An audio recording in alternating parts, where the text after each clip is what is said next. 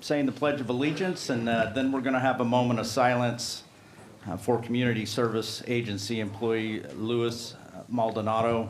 Passed away the morning of March 5th, and he was a social worker 5 at CSA.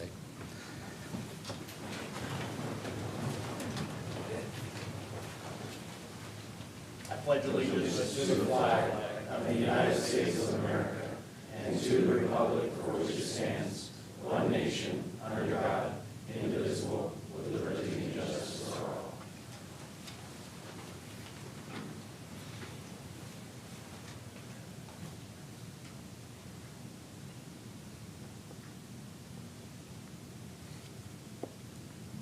Let's pray.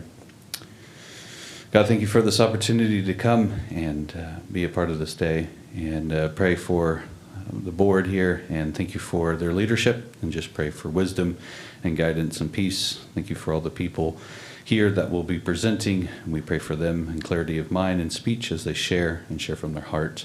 As we enter into this new springtime, we do pray for peace and comfort, especially for those who are feeling alone, as spring always brings hope. And we do lift up this family during this time of loss, and we just give them over to you. So, again, we just thank you for your presence. Thank you for who you are. I pray this in your name. Amen. Amen.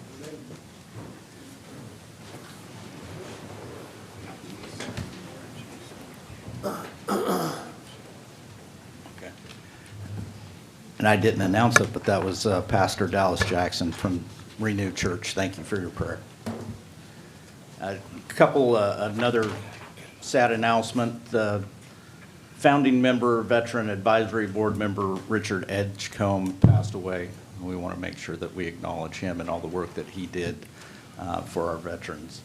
Also, past field representative for Tom Berryhill and field representative here at the Stanislaus County, Bob Phelan. He was also currently a field representative for Congressman Tom McClintock, and he did a lot of good service, a lot of good work here in Stanislaus County, and he also passed away, and we just want to make sure that we acknowledge them and their work. All right, moving on to public comment period. Public comment is a time for those in attendance to speak on items not already on today's agenda. Please state your name for the record, direct all comments towards the dais, and so it is fair for every speaker. Please keep comments to the 5-minute time limit. First up is Michael Owens.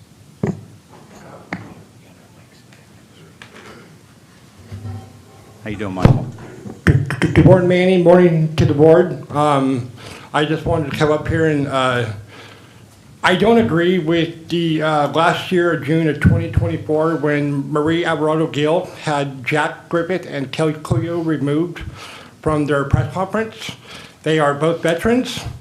I 100% don't agree with how she directed them to be removed when it was on the sheriff's watch. And so if you guys would meet with her regarding that, that would be greatly appreciated, because they do not deserve to be treated like that. It's unacceptable for a senator to have them removed. Thank you. Thank you, Michael. Next up is Haley Van Sylvester. I hope I'm pronouncing that right. I'm sorry.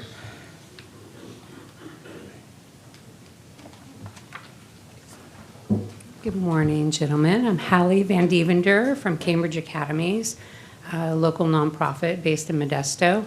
We provide homeless services in Patterson and Riverbank, and also migrant education at MJC and throughout the county.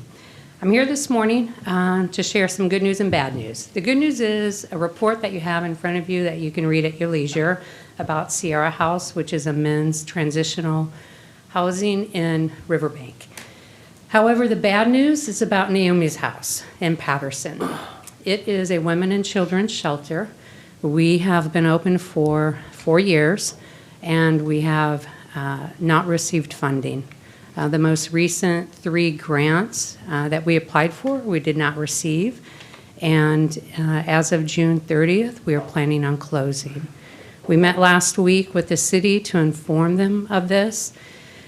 And look, we know, kind of makes sense. There are more homeless in Modesto. There are more beds in Modesto. More funding is needed in Modesto. But we're not just talking about data and money. We're talking about people. Naomi's House is one of the only emergency shelters that will accept boys 12 to 17 years old. Currently, we have two 12-year-old twin boys with their mother, a 16-year-old boy with his 10-year-old sister with their mother. And they recently came from Haven, escaping domestic violence, although they are originally from Patterson.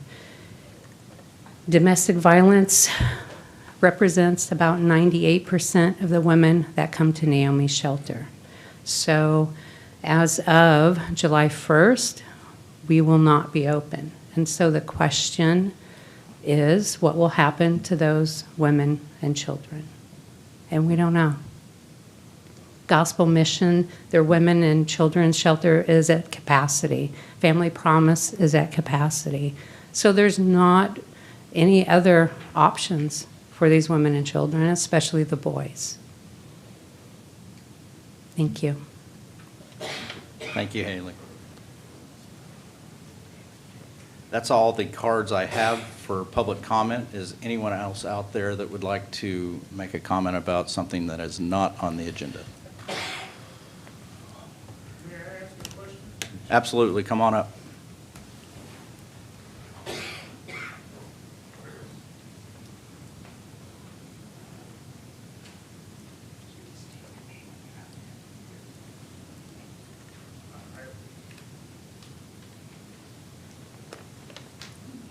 I apologize for not writing out the form, but No worries. it's a little easier for me not to. My name is Gregory Woods. I believe I'm Mr. Graywall's constituent.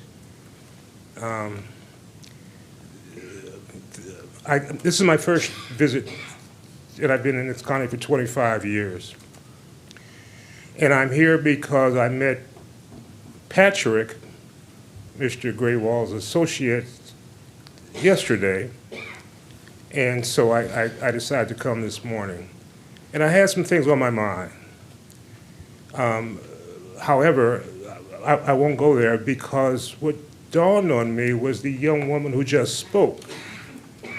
When she said that the number of homeless and the funding and so forth, and the 3 grants had been written, yet they had been denied.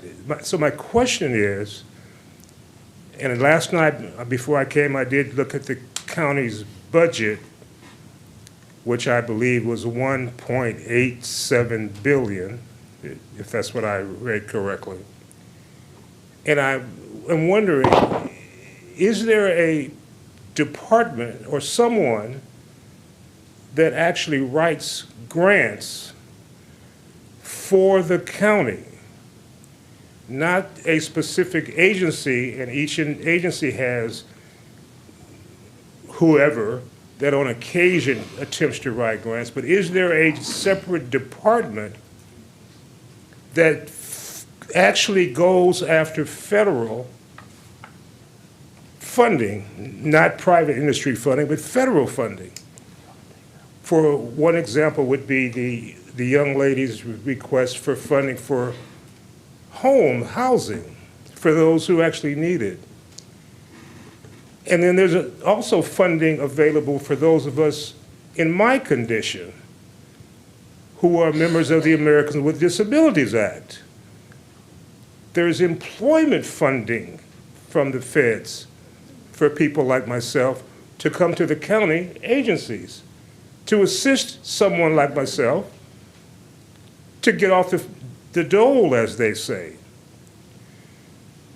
There is funding for the electrification and climate change that the Biden administration has placed. So there's trillions of dollars, if properly requested, in a funding package for grants. So my question is there a department, or has someone suggested such a department, that has 2 or 3 for master's degree kids or whatever the qualification is, whose sole purpose is to bring money to the county? That's my question. And I apologize, but because of the young woman speaking, the funding is one of my issues, because there is considerable money available. And thank you. Good morning, sir. No apologies needed with your question. I'll just try to provide a brief answer for you. We have staff throughout the county that are assigned responsibilities for tracking federal grant opportunities and making sure that we're applying for all of the funds that would help benefit our community. So there's not just one location that does that. We do have some staff in the chief executive office that are assigned to monitor that across the entire organization, because we have some support systems that are always making sure we have a list of all the available grants as well. We try to make sure we're tracking all of it. With all of that said, you may be aware or saw something that we missed. So if there are any specific grant opportunities that caught your attention, if you wouldn't mind stopping at the back table on your way out this morning, there are a couple of different folks back there that could actually receive that information from you, and then we can get back to confirm to you whether or not we did apply for any of those grants. Is it possible to actually meet that group of individuals that you're speaking of, whose job it is to track and seek funding? Do they meet someplace where I could actually go to that meeting? I don't think so. I think they work independently. But our staff our office and the chief executive office is the one place where all that information does come together in one location. Okay, so whom should I speak with?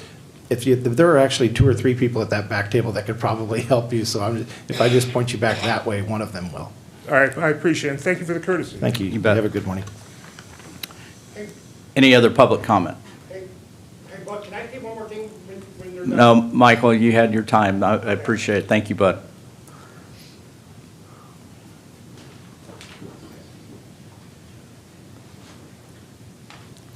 Good morning, supervisors, members of the public. Well, I just came in a little bit late, but I just barely made it in time because of the traffic.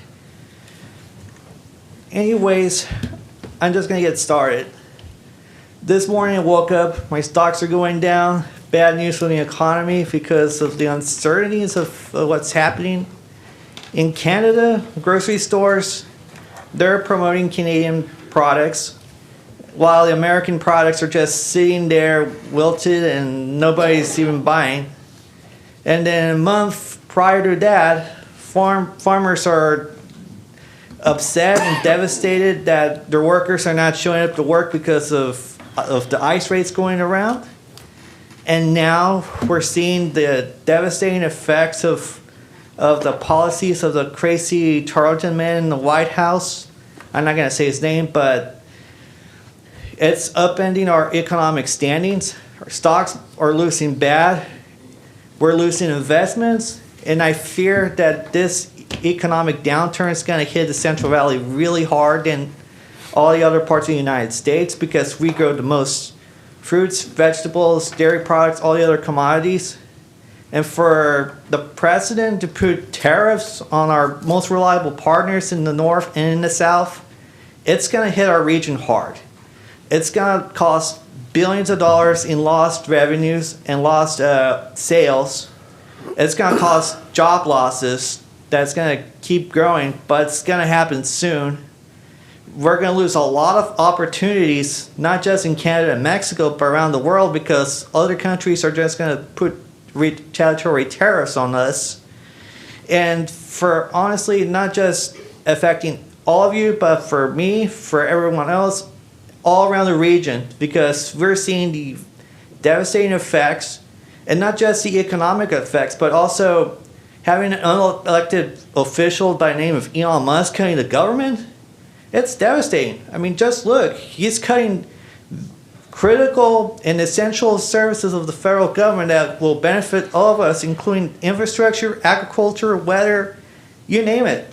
And to have Elon Musk cutting the government without going to Congress, it's just plain disgusting and sad.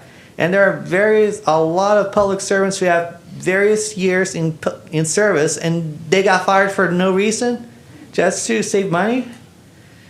it's gonna hurt us really bad.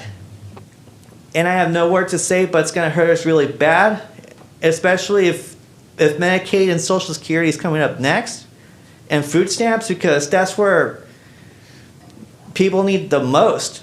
And when you have severe cuts on Medicaid, food stamps, and Social Security, poverty rates are going to go up really high. People are going to be struggling.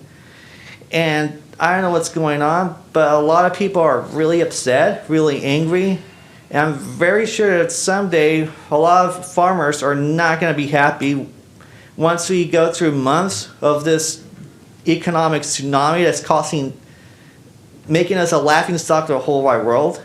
So you need to consider, because someday people are not going to be happy. People are going to be protesting. People are going to be demanding why the government is doing this. Why is almonds are not selling overseas? All that. It's because of 1600 Pennsylvania Avenue. He's doing this just to cause a lot of damage. And the only way to prosper as a region in a whole is to promote free trade, promote job growth, and to demand that the farm workers get real immigration reform to legalized status, and also to promote more job opportunities for everyone, not just relying on some guy who says that he's going to put tariffs and restricting immigration and all. We need to stop this maniac before we go even worse, because sooner or later we're going to be in a recession and no one's going to be really happy. Consider this. Thank you. Thank you, Ramon. Any other public comment? Seeing none, I'm going to close public comment and move to the consent calendar. Before the board takes action on the consent calendar, does anyone in the audience wish to provide public comment on any matter on the consent calendar? Seeing none, I'll bring it back to the board. We were going to pull, if we could, I just lost the item, darn it. C1? C1, thank you.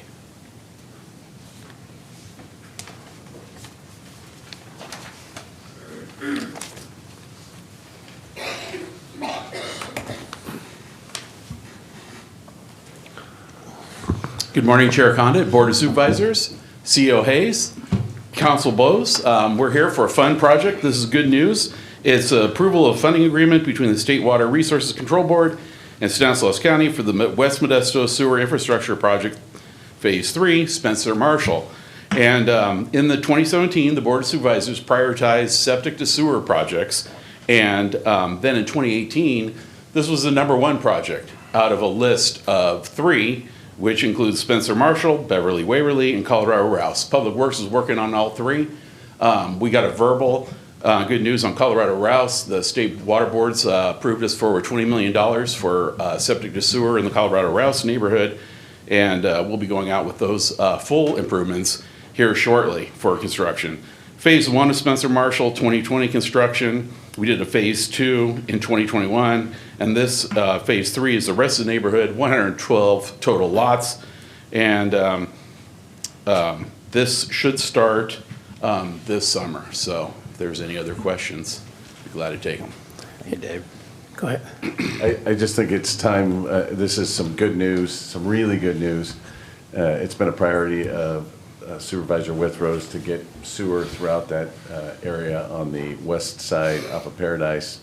And, these things take years and years. I think we've been working on this for what, Terry, maybe? Almost 8 years. Almost 8 years. Yeah. And so it's a big victory, for sure. It is. Thanks, Vito. And yeah, Dave, thanks for all the work you've done on this. This, like I said, goes back 8 years. And I can remember probably 6 years ago, we went out and walked the neighborhood to try to, we got a lot of people. We met at the King Kennedy Center. Then we went down in the neighborhood and tried to get everybody to agree that they would hook up to this, because that was part of the deal. We need to get a bigger enough percentage of individuals that would agree to sign up to it, because it is hard.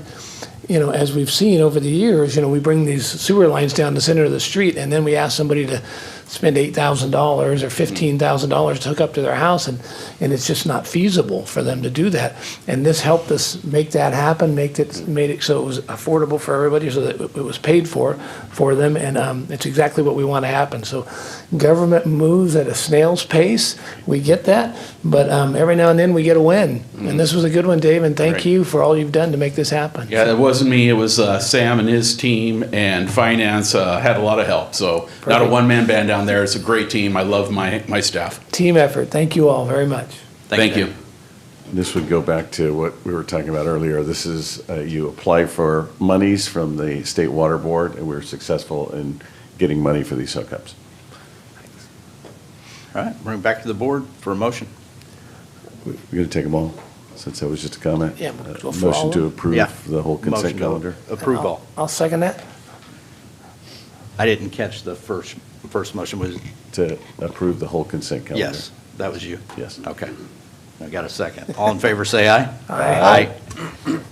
Unanimous. All right, moving on to discussion items. Consideration and approval of the 2025 mid-year financial report and related actions. CEO Hayes and Budget Team. Yeah, I'm just going to do a really quick introduction while the team is getting set up. So as you're accustomed to, once per year, we do a little deep dive into the county budget and provide you an update on how we're doing halfway through the year. The mid-year budget's intended to ensure that we're on track for a successful financial year, as well as considering any adjustments that may be necessary. I think what you're going to hear by the time we're done with today's presentation, because we're in March and the numbers we're referring to are really through December, is that the ground shifts underneath us constantly, and even in the last couple of months, we've had some significant shifts. So you'll hear some of that, but I just want to do a quick recognition and introduction of the team that will be presenting the budget this morning. So you'll see that we have Deputy Executive Officers Joel Warren and Angelica Ramos. We also have Senior Management Consultants Joshua Woolworth, Patrick Kavanaugh, Jennifer Toste, and Jennifer Jaquez from our HR team here. They will also be joined by several of our county department heads. As you're also aware, we like to include department heads in coming up and speaking about the budget, providing some specific context on what the recommendations may provide to their operations as well. And with that, I'm going to go ahead and kick it off to our Budget Director, Joel Warren. Thank you, Jody. So before we get started, it is helpful to understand the purpose behind the mid-year financial report and why we prepare it. At the halfway point of the fiscal year, we conduct a mid-year budget review to assess where we stand financially. This involves looking at how much money has been spent and received so far and comparing it to our approved budget as of December 31st, 2024. The mid-year budget review is important because it ensures transparency and accountability by keeping the Board of Supervisors and the public informed of the county's current financial status. It also allows us to adjust resources as needed, ensuring that funds are allocated to the most pressing priorities. Most importantly, the review helps departments stay on track financially, preventing budget shortfalls and ensuring a stable year-end financial position. The resulting analysis and budget recommendations are compiled into the 2025 mid-year budget. The recommended 2025 mid-year budget for Stanislaus County being presented to you this morning totals $1.95 billion and supports 4,905 positions.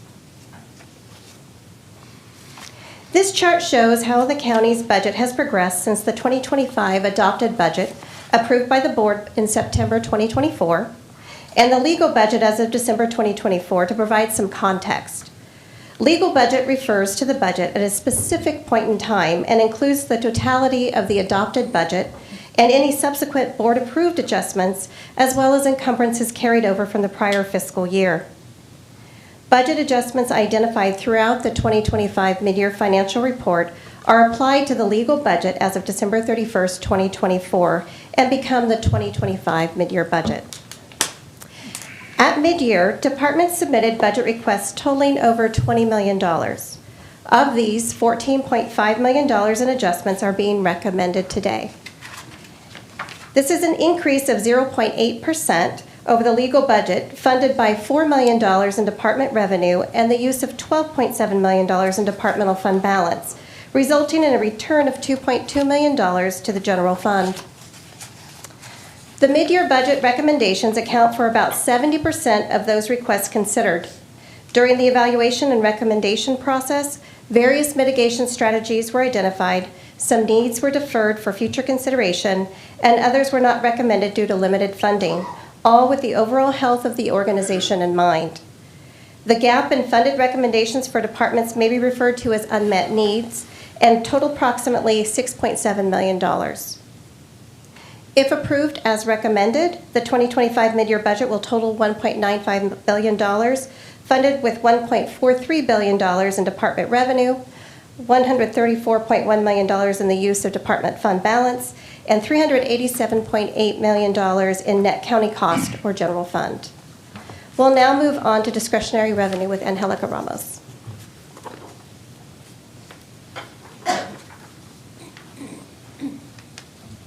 Good morning. So in discretionary revenue, this is the largest source of funding for the county general fund. At adopted budget, we recommended and we were approved a $310 million discretionary revenue budget. After our mid-year projections, our recommendation will be to maintain that same level, and we recommend no change at this time. So let me walk you through the reasoning for that. The recommendation comes from our analysis results that show increased property tax revenue of $2.7 million is likely and tied to updated fiscal year 2024 year-end totals. So final revenue postings for property tax revenue were not available when the adopted budget was submitted in September, and we've since trued that up and had a positive increase here of $2.7 million that we can expect in the current year. However, offsetting that good news, we also have news around the statewide sales tax revenue receipts. Those revenue receipts were included in discretionary revenue at adopted budget at $97.5 million. And after our analysis of discretionary revenue at mid-year, we are seeing a slowing in statewide sales tax and the potential for $94.9 million, which represents a decrease of $2.6 million from statewide sales tax. Why would we see a decrease? Well, the impact of rising interest rates is finally taking a toll on statewide sales tax and the amount of consumer spending, as well as slowing new car sales. These are factors that decrease the projection. Our county generally benefits from vehicle purchases, and so any change to what's going on with vehicle sales tends to affect our collection of sales tax. We will continue to monitor this closely, and we expect the next full projection with updated results related to statewide sales tax to come in this next month, in April of 2025. We'll analyze those in time to bring an update forward in our third quarter financial report.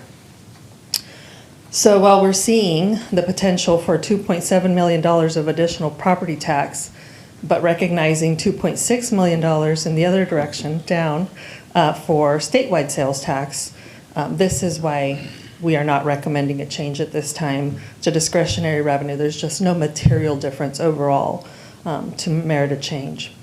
However, I do want to note that we are very recently seeing some positives around interest earnings.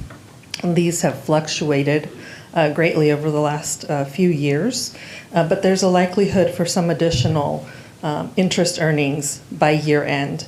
There will be more about that potential opportunity later in the report. We'll do a little bit of an interest earnings update, and we will discuss it at this time. We'll continue to monitor what's going on with interest earnings, and we expect a report on interest in the third quarter financial report. For now, in the mid-year analysis, we included and maintained our $9.3 million adopted budget level earnings for interest. Okay, so before you is our 10-year discretionary revenue chart. It gives you history from 2015 through fiscal year 2024, along with our recommended 2025 mid-year budget projection. Actual annual revenue received through fiscal year 2024 averaged about 7% growth year over year. The $310 million level that's displayed on the far right-hand side includes no change, as mentioned before, and keeping that at the adopted budget level. That's our recommendation. A little anomaly there in fiscal years 2022 and 2023. We try to highlight that to compare it against that trend line that shows how discretionary revenue is growing over time. We've got the two little orange lines, which represent the impact in those years of the fair market value of investments adjustment. It was an adjustment to the value of our investments for the county's pooled cash revenue. So those two orange bars are intended to just show where totals would have ended in 22-23 without that book entry that happened at the end of the year, just to better portray the actual trend for revenue. Discretionary revenue is one of those critical revenue variables that we use to project resources for the future in the county's long-range model. And so what you have here is a chart created from the results that came from our long-range model. Anytime we're coming before you and making any recommendations to change the budget throughout the year, you can expect for us to give an update on what that looks like in our long-range model. So what you're seeing here is what our general fund balance would look like at various spending levels. We typically set our budget at the beginning of the year with some need to utilize general fund resources. And so if every department spent 100% of their budget, and that's represented in the balances shown on the red line at the bottom, if every department spent 100% of their budget, the red line and the results of our long-range model take you out and show that we would end in approximately close to a negative $1 million negative fund balance. Of course, we don't operate that way, and part of the reason that we look at the long-range model and that we look at this is to be aware of those results, so that if there is any need for course correction in the organization, we're getting that heads up as early as possible and can be least impactful to the organization in order to not achieve the results that you see in the red line. If departments spent 95% of their budget levels, then as you can see at the end of 5 years, we would be at $136 million of our general fund. Now, we started with $247 million, so there would still be this trending decline over the years. The black line represents where we would end up at the 91% expended level, and that is closest to kind of operating at even, and actually closest to the most recent year's results for organization-wide spending by the end of the year. So if we continue to manage in that way, we can expect that we would stay pretty flat. For context, in the green bar, the green line at the top is if departments for some reason were at this lower 85% expended level, then we would actually anticipate to grow fund balance over time. And with that, I am going to send it over to my colleague Joshua, who's going to take us through the rest of the presentation. Thank you. This chart displays the $1.95 billion mid-year budget by board priority area, with 39.3% supporting a healthy community and nearly 21% supporting a strong and safe community. The remaining 4 priorities make up approximately 40% of the county's budget.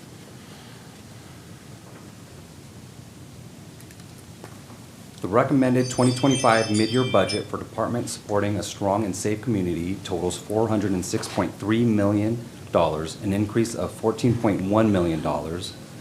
The mid-year budget adjustments are funded by $4.3 million in estimated revenue, $8.8 million in the use of departmental fund balance, and $955,225 in net county cost.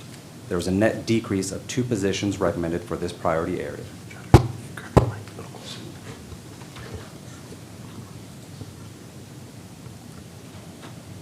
The 2025 mid-year adjustments for those departments supporting a strong and safe community provide several benefits to the community. With the 2011 realignment of trial court security, funding responsibilities shifted from the state to counties, with revenue supporting contracted services with the Stanislaus Superior Court. However, for several years, the revenue has been insufficient, leading the department to rely on fund balance reserves and unexpected COVID-19 related growth, which are now depleted. Recommended adjustments in the sheriff's court security budget include reducing fund balance usage by $773,558, and estimated revenue by $225,990, with a $999,548 increase in net county cost to offset the shortfall, impacting the county general fund on an ongoing basis. An adjustment is recommended to right-size probation's local community corrections budget to align with the fiscal year 2025 Community Corrections Partnership Plan for 2011 Public Safety Realignment, approved by the Board of Supervisors in October 2024. Adjustments increase appropriations by $13 million, funded with $1.1 million in estimated revenue and $11.9 million in the use of departmental fund balance. The 2023 adopted budget provided the Sheriff's Office with $125,000 to support the cost of towing recreational vehicles. Due to changes in vendors, the cost of the service has increased. An adjustment to increase appropriations by $186,420, funded with net county costs, is recommended to continue providing this service. A technical adjustment to increase appropriations by $141,236 to support fire districts impacted by the Educational Revenue Augmentation Fund, or ERAF shift, funded by net county costs, is recommended. This shift represents a general fund contribution to support fire districts in addition to the $1.3 million already provided by the board in the 2025 adopted budget, for a total of $1.5 million. A one-time appropriations increase of $117,500 in the District Attorney's Criminal Division budget is recommended to support contracts related to attorney services assisting the department in specific cases for prosecution and the issuance of case files. Additionally, a one-time appropriations increase of $93,760 is also recommended to support data analysis related to California Penal Code Section 741 race-blind charging requirements. The increases are supported by salary savings in the department. At this time, I would like to welcome Mark Ferreira, the county's Chief Probation Officer, to the podium to share highlights from the probation department.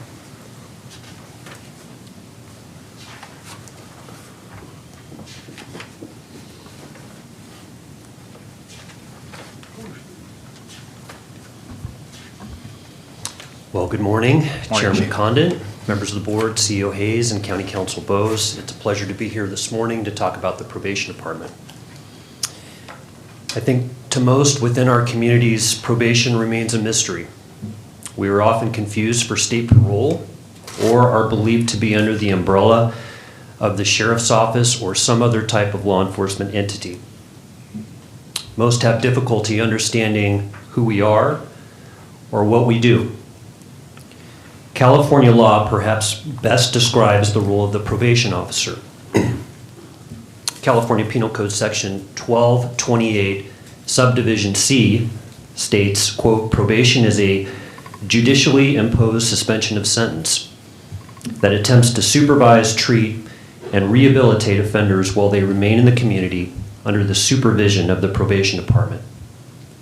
Probation is a linchpin of the criminal justice system, closely aligned with the courts, and plays a central role in promoting public safety in California's communities, unquote. We presently supervise approximately 4,000 individuals on some form of active supervision in our community. These individuals are released from state prisons, county jail, and juvenile hall, and are gang members, struggle with substance abuse or mental health issues, sexually act out, and or are potentially aggressive, violent, and dangerous. Highly trained deputy probation officers work tirelessly to hold these individuals accountable while at the same time providing them with opportunities to change their lives. Deputy probation officers are the connectors for individuals to receive the treatment and rehabilitation referenced in California law. We also conduct risk assessments, teach classes, and serve as a daily resource for judges in Superior Court by providing recommendations and information. For those who have no interest in rehabilitating, we hold those individuals accountable by drug testing, GPS monitoring, and invasive searches of residences and property, which may result in a return to custody for new felony or misdemeanor charges or violations of probation. We also oversee and lead county collaboratives, such as the county's CARE program that provides outreach, engagement, and case management services for the unhoused and largest utilizers of law enforcement services within our community. We also operate the county's juvenile hall and juvenile commitment facility that currently houses 79 incarcerated youth. Our probation corrections officers provides a structured environment for youth who come into our custody. Many of these youth are in crisis and have been the victim of physical or sexual abuse and or severe neglect. Our staff serve as perhaps one of the very few positive adult role models in their lives. Of the 79 youth we have in custody, 20 are in custody for murder or attempted murder. Some are facing the very real possibility of having their cases transferred to the adult criminal justice system, where they could face decades in custody due to the seriousness of their crimes. Incarcerated youth are provided with medical care, mental health treatment, vocational services, aggression replacement training, cognitive behavioral therapy, substance use disorder counseling, sex offender treatment if applicable, and educational services potentially all the way up to the age of 25. In case you're wondering about the pictures in front of you, the two pictures highlight our evolution as a department. The top picture is our 1938 detention home that was located at 949 Oakdale Road in Modesto, which eventually became known as Juvenile Hall. It was occupied from 1938 to 1978 and originally housed 19 youth before expanding to 51. Its original construction cost was $28,000. The below picture is our juvenile commitment facility built in 2013 at a cost of $22.7 million for 60 commitment beds. Some recent accomplishments since the last time I addressed the board in this format. Of the 59 probation departments in the state of California, we are one of just 3 to operate a body-worn camera program. The other counties, Mariposa and Del Norte, are significantly smaller departments and employ just a fraction of our department's 272 allocated positions. Body-worn cameras improve evidentiary outcomes, increase transparency, and enhance community trust, especially in the event of an officer-involved shooting. We have also equipped our deputy probation officers with tasers, providing a non-lethal use of force option when dealing with uncompliant, dangerous individuals in the community. We recently implemented several new rehabilitative options in Juvenile Hall through several partnerships with Volt Institute for Manufacturing, the Center for Human Services, and SCO. Our most recent partnership with SCO is for a truck driving program and a truck driving simulator that is now housed in our juvenile commitment facility. In 2021, 80,000 truck drivers were needed nationwide, with estimates reaching 160,000 that may be needed by 2030. Programs such as these open additional career paths to help our youth reintegrate into society with meaningful and productive employment. Programs that we are presently working on include implementing what is expected to be the county's first ever contract for artificial intelligence, which can potentially result in a drastic reduction in the time needed to write reports for the court. For example, it may take my staff days to summarize hundreds of pages of police reports involving a violent crime for a court report. AI can summarize a 200-plus page police report into a digestible, concise report for the court in seconds. We are also looking at installing a body scanner, similar to what you may see in airports, in an attempt at detecting and preventing contraband, including dangerous controlled substances, from entering Juvenile Hall. Both the body scanner and the AI contract will be coming before this board very soon. We also remain committed to implementing CalAIM, which aims to offer individuals access to community-based care, offering services up to 90 days before release to stabilize health conditions and establish a plan.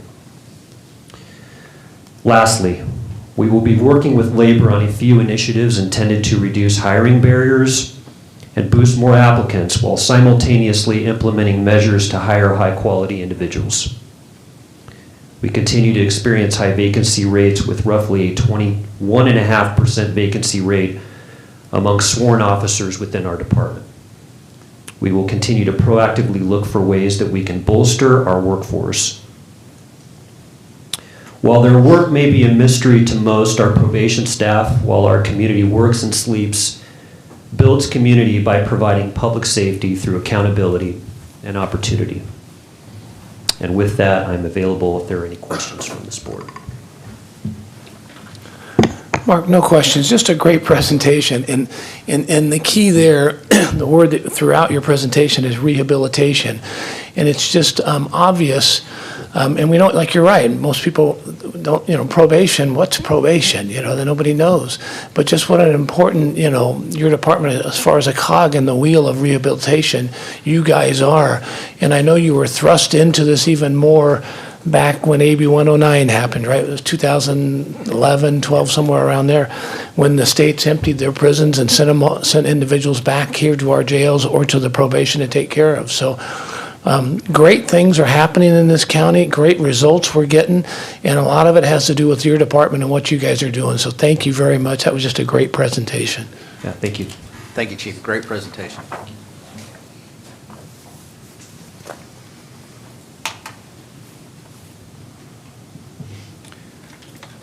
The recommended 2025 mid-year budget for departments supporting a healthy community totals $765.9 million, an increase of $4.2 million. The mid-year budget adjustments are funded by $840,390 in estimated revenue, $3.4 million in the use of departmental fund balance, and $25,727 in net county cost. There was a net decrease of 36 positions recommended for this priority area. The 2025 mid-year adjustments for those departments supporting a healthy community provide several benefits to the community. An increase in appropriations of $2.1 million funded with the use of departmental fund balance is recommended to be in behavioral health and recovery services to support reimbursement of Doctors Behavioral Health Center for the difference between the state-issued Medi-Cal reimbursement rates and the agreed-upon reimbursement rate with the vendor. It is recommended to increase appropriations by $282,761 funded with the increased use of departmental fund balance in the Health Services Agency for various adjustments related to the changes to the clinical division scope and locations of outpatient clinical services approved by the board in April 2024. Adjustments included in this adjustment include the deletion of 33 vacant positions and the right sizing of the salary budget associated with the department outperforming anticipated vacancy rates. It is also recommended to increase appropriations and estimated revenue by $555,376 in behavioral health and recovery services to support increased outpatient and residential substance abuse disorder treatment services with Valley Recovery Resources, Redwood Family Treatment Center, and Nirvana Treatment Center. An increase in appropriations and revenue in aging and veteran services is recommended to support Older Americans Act funding for the provision of senior services in the amount of $333,000. An increase in appropriations and the use of departmental fund balance of $129,420 is recommended, and Health Services Agency to right-size salaries based on the first quarter salary range adjustments for the health educator, community health worker 1-2, and nutrition assistant classifications, as well as the negotiated increases in the California Nurses Association Memorandum of Understanding as approved by the board in October 2024. I would like to now introduce Patrick Kavanaugh to the podium to share highlights from the Developing a High-Performing Economy priority.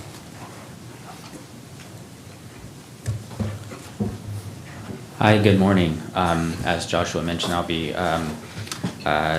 sharing the recommendations for the next few board priorities, starting with developing a high-performing economy. The recommended 2025 mid-year budget for departments developing a high-performing economy totals $42.2 million, an increase of $14,026.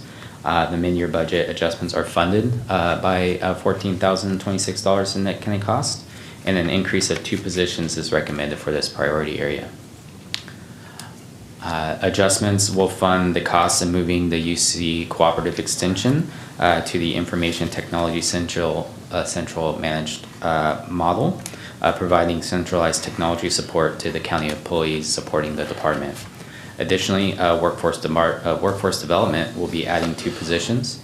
First, it is recommended to add 1 accountant 2 position to perform professional level work, complete account reconciliations, oversee month-end tasks, complete budget and cost allocation tasks, and special projects. In addition, it is recommended to add 1 software administrator 1 to maintain data integrity and report accuracy. The recommended 2025 mid-year budget for Department Promoting Lifelong Learning totals $26.9 million. And the 2025 mid-year financial report does not include any recommended adjustments. So we will move on to enhancing community infrastructure. And the 2025 mid-year budget for the department supporting this board priority totals $254.9 million, a decrease of $4 million.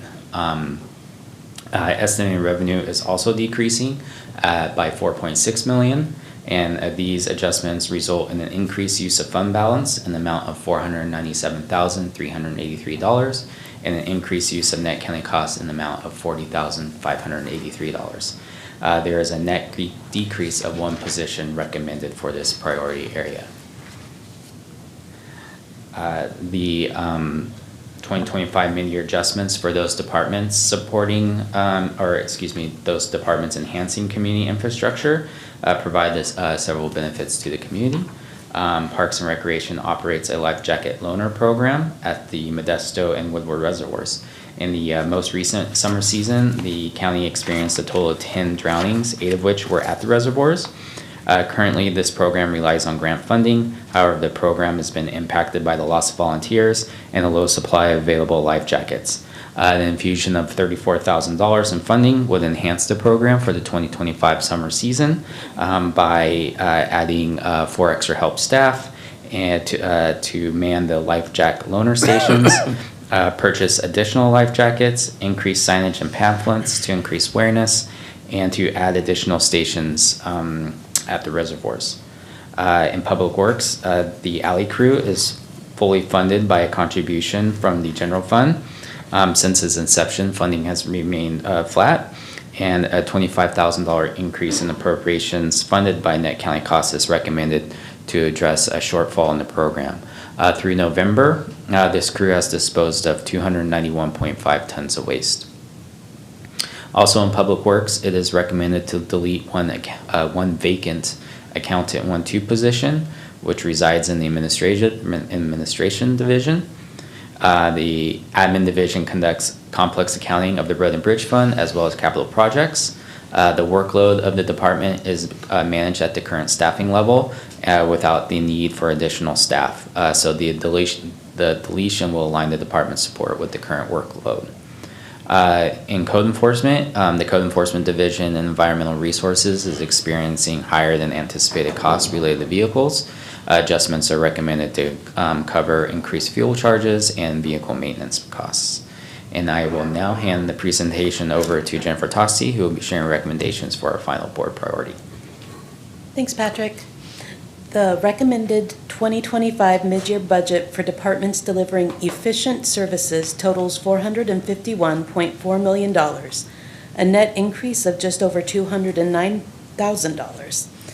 The adjustments are funded with $2.3 million in department revenue, $41,000 in fund balance, and a decrease of $2 million in net county cost. A net decrease of 2 positions is recommended for this priority area. The recommended adjustments included in the 2025 mid-year budget for the departments delivering efficient public services provide a variety of benefits to different departments throughout the community. And those departments then support community services. The assessor's office will replace outdated computers, enhancing operational efficiency with up-to-date technology and remove risks from unsupported software. The General Services Agency will enhance organizational support for security training, safety equipment, and personal protective equipment. The department will also address increased costs for vehicle and equipment parts. Both Information Technology Central and the General Services Agency will add a position, helping them continue to support other county departments and efficiently manage department growth, ensuring ongoing delivery of efficient services.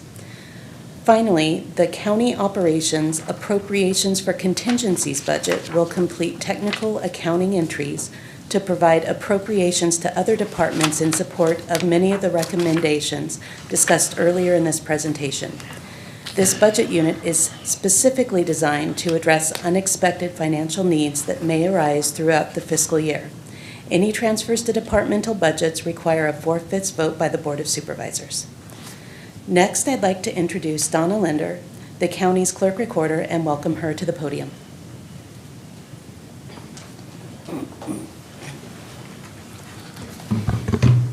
Good morning. Morning, Don. Morning, Chairman, Supervisors, County Council, and CEO.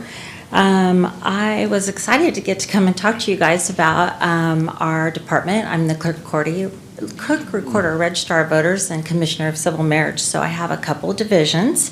First, the clerk recorder's department, which I don't get to talk about very often. And I wanted to give you some updates on what they're doing and some things that I've talked to you about before, how that's going. So in this department, we have 23 staff, and their functions are to provide vital records, including birth, death, and marriage, record real property documents, process passports, issue marriage licenses, perform ceremonies, and file fictitious business names, and a variety of other functions the clerk's unit does. So an average monthly process for 2025, we have 2,700 vitals being processed every month, 253 marriage licenses, 392 passports, and 5,841 recorded documents. If you all want to buy a house, we'd like that number to go up. I came before the board a couple years ago and talked about electronic recording, known as e-recording, and we have put that process into place. This allows us to record longer hours each day so that our citizens can close their property when they're buying it faster and get their keys and move in. So currently we have approximately 3,100 agencies that are electronically recording with our department, and that goes up every day as agencies add into our system. We are also doing what's called government-to-government e-recording, and that's with state agencies and several county departments, making that a smoother process as they record electronically. So some fun things that this department's doing is we are preparing for a passport fair in partnership with the county library and the law library. Last year we did that in April. Coordinating with 3 departments is a little challenging, so this year that's not till September. So watch for that in September if you know somebody who needs a passport. We do those every day though still. We also perform weddings, and so that's a real fun thing we do. And every year we perform marriages on the 14th at McHenry Mansion. This year we married 34 couples with 350 guests, and it was a real fun event there. We also are planning some themed weddings in our office, in our wedding room. So our one that's coming up the soonest, is St. Patrick's Day. So if you want to get married next Monday in a St. Patrick's Day theme, call our office and schedule that. We are also doing 50s weddings around graffiti, and then we will be doing Halloween weddings again this year. We did those last year. So that department has some updates and some fun things it's doing. Our other division is elections, which I feel like I come and talk to you about all the time. But in elections, we have 14 staff. We conduct federal, state, county, municipal, and district elections. And so from working with the candidates, creating the voter information guide, the ballots, finding locations and staffing them, and processing all the return ballots, we work the election from A to Z. In our November election, I have come to the board and talked about this before, but we hired 203 part-time staff, 470 volunteers, with 224 being students. It was wonderful to see our school engagement this year in this presidential election. So some things about this department, how it's grown over the past 20 years. In November of 2003, we had 179,019 registered voters in Stanislaus County. For 2024's November election, we had 293,212. And we are currently at 300,580 registered voters. Registration comes in daily from electronic registrations and DMV, so that's being processed constantly, either new registrations or updating registrations. So this year we don't have any scheduled elections, so we are maintaining our voter rolls, which we do every day, but we do extra projects on those and keep those cleaned up. We're surveying all of our locations, either to find new ones or to just make sure the ones we have are updated. And then we do a lot of outreach to answer public questions and also try to recruit volunteers and part-time staff. We also have an IT unit in our division of 4. They maintain all of our voter maps. They also keep our vital records and our voter rolls safe and make sure that our equipment is running smoothly from computers to the count system in elections. And that is the clerk recorder division. Donna, how much for those weddings in your little wedding chapel? How much do you charge for those? Oh, that's a good question. No, I've got 3 daughters, and 2 of them. You have to get a divorce. I've got one left to get married. I'm looking for some savings here. Did you want St. Patrick's Day, 50s, or Halloween? Well, let me work on that. It's okay. You don't have to tell me now. We'll get it later. I'll text you. And it's going to go nowhere anyway, but I just thought I'd try it. They are fun. And we do just regular weddings every day, actually. So you don't have to get in on a themed wedding. Thank you, Donna. Thank you. Next, I'd like to introduce Donna Riley, the Stanislaus County Treasurer Tax Collector.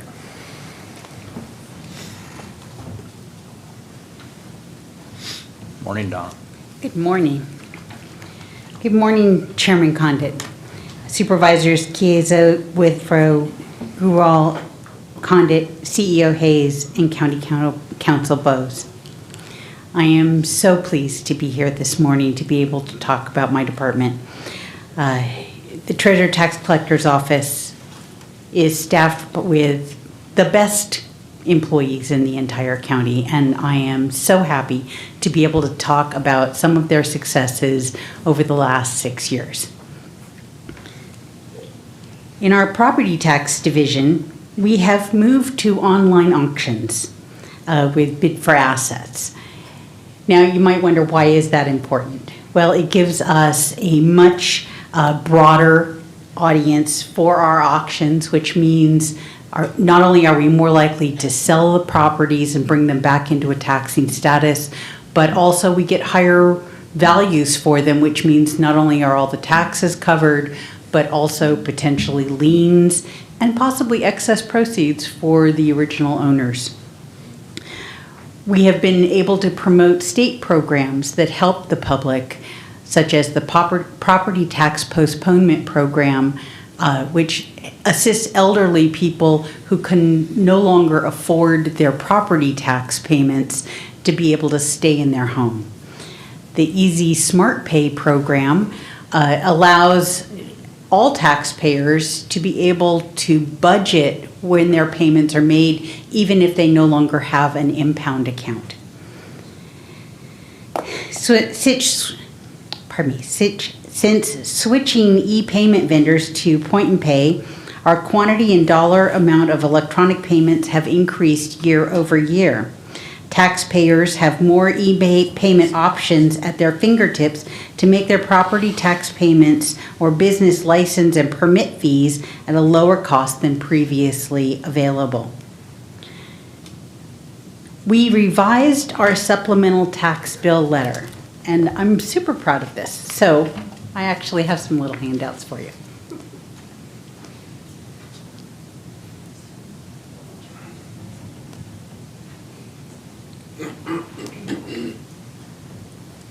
The first one you're going to see is our old bill. And the second one you're going to see is our new bill. The old bill gave information, but it's just a block of words. And so the problem is, I don't know about you, I don't always read the inserts in my bills. I just don't. We're hoping that by making it more colorful, more interesting, we'll get people who actually pull it out and say, hey, what is this? We've stocked it with lots of information in common language so that it seems more accessible to people. It's not all in governmentese.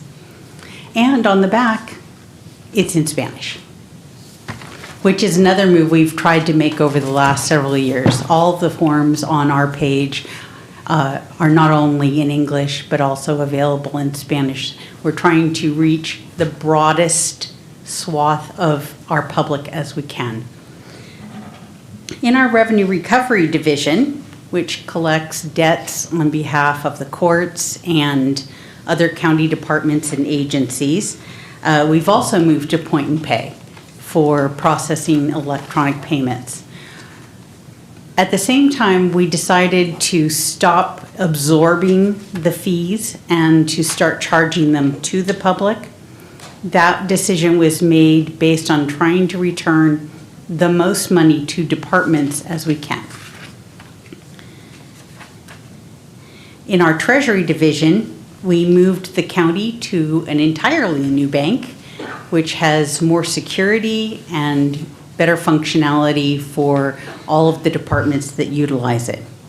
We've cross-trained staff to enhance cash handling coverage. And the Treasury has worked with the Auditor Controller to establish procedures such as new cash handling, new cash management, auto reconciliation process, and more easily understood journal voucher labeling. I threw that one in for you. Thank you. We have a new division, which you approved a few weeks ago, our Business Services Division. And this is going to allow us to support businesses in our community more effectively. We are going to be handling transit and occupancy tax, cannabis, business licenses and permits through this new division.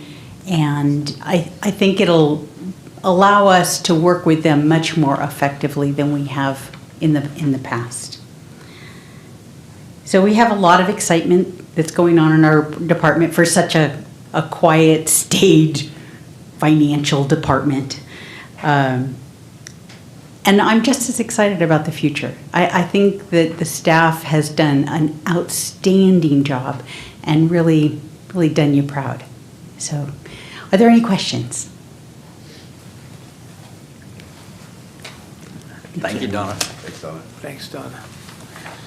Now I'll hand the presentation over to Jennifer Jaquez, who will discuss our staffing slides.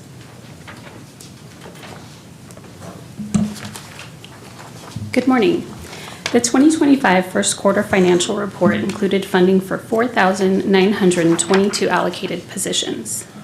Subsequent to that report, staffing adjustments netting 18 additional positions have been approved through separate board actions. These adjustments resulted in an allocation count of 4,940. The 2025 mid-year budget includes recommendations to delete a net of 35 vacant positions. If approved as recommended, the 2025 mid-year budget will support 4,905 positions in total. The deletion of 2 positions for departments supporting a strong and safe community is recommended.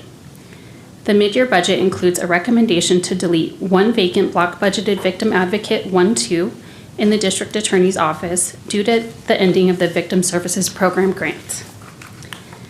A recommendation to delete 1 vacant block budgeted deputy sheriff 1-2 in the sheriff's office is included due to a reduction in cannabis funding. Departments supporting a healthy community will delete a total of 36 positions. Recommendations for behavioral health and recovery services include adding 1 assistant director to serve as the clinical services director and 1 Manager 4 to support the Human Resources Division and the expansion of the Chief Executive Office, HR, Department Support Unit. The budget also includes a recommendation to delete 4 unfunded vacant positions in child support services, including 2 block budgeted child support specialist 1-2 positions, 1 Manager 3, and 1 block budgeted supervising legal clerk 1-2, due to flat funding from the state and the increased cost of doing business. It is recommended for the Health Services Agency to add 3 block budgeted nutrition assistant 1-2 positions to support the Women, Infants, and Children program to address the increase in caseloads driven by the growing demand for services within the community. Additionally, to align with operational needs following the clinic transition, it is recommended to delete a total of 37 vacant positions at the Health Services Agency. The budget includes the recommendation to add 2 new positions in workforce development. 1 Software Administrator 1 is recommended to maintain data integrity and reporting accuracy, and 1 Accountant 2 to support the accounting division with reconciliations, month-end tasks, budget and cost allocations, and supervision of staff. Departments delivering efficient public services will add a total of 2 positions. For General Services Agency, a recommendation in the Central Services Division includes adding 1 new block budgeted manager 1-2 to serve as a contract manager.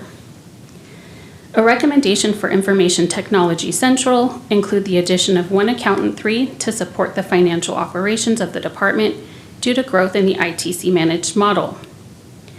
For departments delivering efficient public services, the deletion of 1 position is recommended. The mid-year budget includes a recommendation to add 1 landfill lead worker to help manage operations and supervision of staff in the Department of Environmental Resources. To offset this position, it is recommended to delete 1 vacant manager 1 position. Recommendations also include deleting 1 vacant accountant 1-2 in Public Works. On July 1st, 2025, the county will phase out contract employees, formerly known as personal service contractors, to align with regulatory changes and new employment laws. A total of 95 contract employees will be impacted by this transition. 34 contract employees will be transitioned to existing classifications as extra help staff.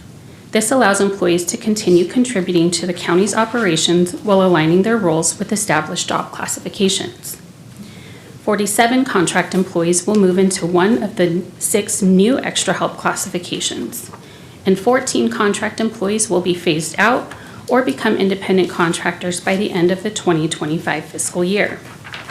To facilitate a smooth transition, the Chief Executive Office HR team will provide guidance and support for those transitioning to existing and new classifications. This chart illustrates the number of full-time allocated positions noted with the blue line at the top and the number of full-time employees noted by the green line below. To note, this new allocation count of 4,905 positions surpasses the previous high of 4,603 positions recorded in the 2008 adopted budget. This represents an increase in 302 positions, approximately a 7% increase since the previous peak in 2007. The continuing growth in staffing levels is primarily due to the mandated programs and the increased need to provide services to the community. You can also see since the economic downturn, the vacancy rate has incrementally increased over time. The county's employee recruitment and retention strategy was approved in August of 2022 and included an immediate 5% base wage increase in implementation of the Employee Choice Bonus Plan to ensure the county's ability to recruit the best qualified candidates to fill vacant positions and to retain existing employees who hold valuable knowledge and experience that contribute to the success of the county organization. This strategy is having a positive impact as seen in the uptick in filled positions since implementation, reducing the vacancy rate from a high of 16.9% in July of 2022 to 12.9% as of January 1st, 2025. The recommended 2025 mid-year budget net decrease of 35 positions brings the total allocation count to 4,905 positions. As mentioned, the Employee Choice Bonus Plan was implemented on August 18th of 2022 and is set to expire on June 30th, 2025. This plan is designed for active full-time employees, allowing them to select one of 3 bonus incentive options, including 168 hours paid in cash, additional leave time, or paid into deferred compensation. Each option is structured to be paid over 3 annual installments. As of December 31st, 2024, approximately 4,290 active employees are participating in the Employee Choice Bonus Plan. The pie chart displays the employee selections. 2,319 have opted for the cash bonus, 1,515 have chosen the bonus leave time, and 456 selected the deferred compensation option. The bar chart is an overview of the staffing changes before and after the implementation of the Employee Choice Bonus Plan. This analysis covers a significant time period, allowing us to assess the impact of the Employee Choice Bonus Plan on our workforce dynamics. Overall, the organization experienced a notable increase in new hires, reinstatements, and rehires, while simultaneously witnessing decreases in both resignations and retirements.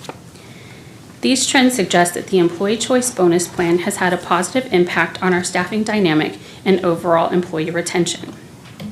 This concludes the staffing portion of the presentation, and I'll pass it back to Jewel.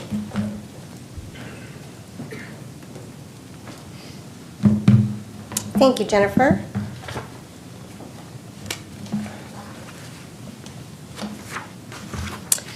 So, staff regularly evaluate the various challenges and opportunities facing the county that can impact intended outcomes.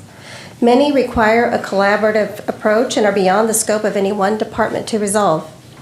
These often impact the budget process, and considerations on solutions and the optimal use of limited resources can flow between multiple budget cycles.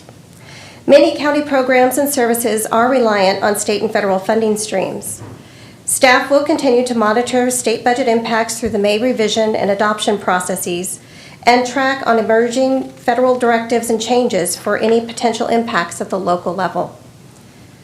Many departments are already receiving input from their associations on pending changes that could have significant impacts locally. Some counties have already implemented hiring freezes in anticipation of what may materialize in the coming months. Stanislaus County is holding to its cautious stance during this period of uncertainty, mindful to evaluate emerging information with a firm focus on the goal to maintain existing services and programs to the community.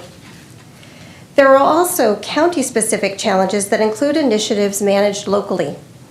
Fiscal year 2025 marks the third and final year of the Building Community Services Investment Strategy, which provided a total of $60 million to enhance county parks and libraries, restore county properties, and stabilize the county workforce. Staff are working to fully spend or commit these allocated funds by June 30, 2025 to maximize community benefits. Additionally, there are many projects identified in the 5-year capital improvement plan that require additional funding to move forward. The plan for fiscal years 2025 to 2029 indicates a $35.5 million funding gap. Ongoing evaluation of available funding options continues and is guided by the effective fiscal management of general fund dollars and local resources. Based on mid-year analysis, most departments are on track to end the year within budget and their allocated general fund support levels. However, as noted earlier, several departments identified needs totaling $6.7 million that were not recommended in the 2025 mid-year budget. Additional exposures have been noted for public defender and sheriff departments. The public defender has identified exposures in indigent defense associated with caseloads and conflict attorney costs. These concerns will continue to be monitored with any budget adjustments needed to fully fund board-approved service levels aligned with financial policies considered as part of the third quarter budget process. For the Sheriff's Office, there are several issues that will be addressed through standard policy adjustments at third quarter. Any deficit beyond that which can be resolved through policy would need to be addressed by the department per budget instructions. Working through these challenges and others requires a careful evaluation of available resources along with adherence to fiscal policies to mitigate exposures wherever possible. One such resource is discretionary revenue, which is monitored continuously throughout the fiscal year. As noted earlier by Angelica, interest earnings have fluctuated over time, and updated projections indicate additional interest revenue from pooled cash will increase discretionary revenue receipts by year-end by approximately $9.5 million. This additional revenue will be considered along with updates to other discretionary revenue categories as needed through third quarter analysis for budget adjustment at that time. It is important to note that increases to interest earnings, due to their ability to vary from year to year, have traditionally been considered one-time revenue. Budget policy and prevailing county guidance discourages the use of one-time revenues to fund program and staffing requests that are ongoing, preferring to use one-time funding for one-time uses. Considerations on programming these funds will focus on the most critical needs of the organization as a whole and will take into account potential impacts from federal and state budget policy actions for potential glide path support, along with a variety of other pending organizational needs. So why the focus on resolution of these concerns at third quarter? The county as an organization is required to sustain operations while managing within budgeted appropriations, the spending authority approved by the Board of Supervisors. These budgetary controls require the departments in the year in a positive fiscal position. For departments receiving general fund support, there is an additional element that calls for budgets to maintain operations within their existing net county cost or their general fund allocation.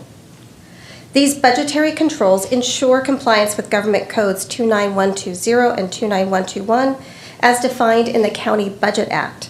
While the county has long held to these requirements, it has been some time since the Great Recession, and the county has more recently been in a good position to support evolving needs as they arise. However, recently slowed growth in discretionary revenue and pending changes from federal and state governments have placed us on a cautionary path. The message has been consistent from the beginning of fiscal year 2025, with a focus on protecting and maintaining existing service levels with small strategic growth in limited areas within the organization. This is why it has been important to call out what it takes just to keep the lights on at the proposed and adopted budget processes this year, and why it is necessary to transparently call out adherence to government code in a separate staff recommendation at mid-year. While mid-year serves as the time in which departments are performing deep analysis to create year-end projections and inform decisions on budget, it is not unusual to pause and continue monitoring actual expenditures and revenue receipts rather than act now. Third quarter provides an opportunity for departments to make final adjustments to current year budgets so that they can end the year in a positive fiscal position. In accordance with county policies to fund retirement and termination cash outs, employee choice bonus plan payments, mandated requirements, and unanticipated fluctuations in cost allocation plan charges, as well as those issues related to safety and risk, final recommendations to adjust and manage the budget will be presented to the board for consideration and approval in May. As you can see, some of the challenges and opportunities facing Stanislaus County span multiple budget cycles, and in some cases, fiscal years. All rely on quality analysis, effective budgetary controls, and efficient usage of available resources. This is the work performed every day by staff across the entire organization to ensure the continuous provision of quality services and programs to the community. If you would like more details on the 2025 mid-year budget, including budgetary and staffing adjustments, you can find the electronic document online at stancounty.com/budget. Alternately, you can go to the bottom of the screen on the main stancounty.com website, and there you'll find the piggy bank. It says financial transparency. You can click right on there and you'll find the 2025 mid-year budget along with budgets from prior cycles. We have a total of 5 staff recommendations before you today. Number 1, accept the Chief Executive Officer's 2025 mid-year financial report. 2, authorize the Chief Executive Officer and the Auditor Controller to make the necessary adjustments as recommended in the mid-year financial report. 3, authorize the use of $2,968,287 in appropriations for contingencies as recommended in the report and by 4/5 vote of the Board of Supervisors. 4, amend the salary and position allocation resolution to reflect the recommendations included in the mid-year financial report as outlined in the staffing impact section and detailed in attachment 2, to become effective the start of the first full pay period beginning on or after March 22nd, 2025, unless otherwise noted. And finally, 5, direct the Chief Executive Officer and his designee to work with department heads to closely monitor spending and recognition of revenue within budget authorities set by the Board of Supervisors. Departments are instructed to make operational changes as needed to remain within legal budget appropriations inclusive of the 2025 mid-year financial report through fiscal year-end close. So this concludes our presentation of the 2025 mid-year budget. Staff are available to answer any questions you may have. Thank you, Jewel. Bring it back to the board. Any questions from the board? I'm going to open it up to public comment. Does anyone in the audience wish to provide public comment on this item? I have one card. Stephen Morrow.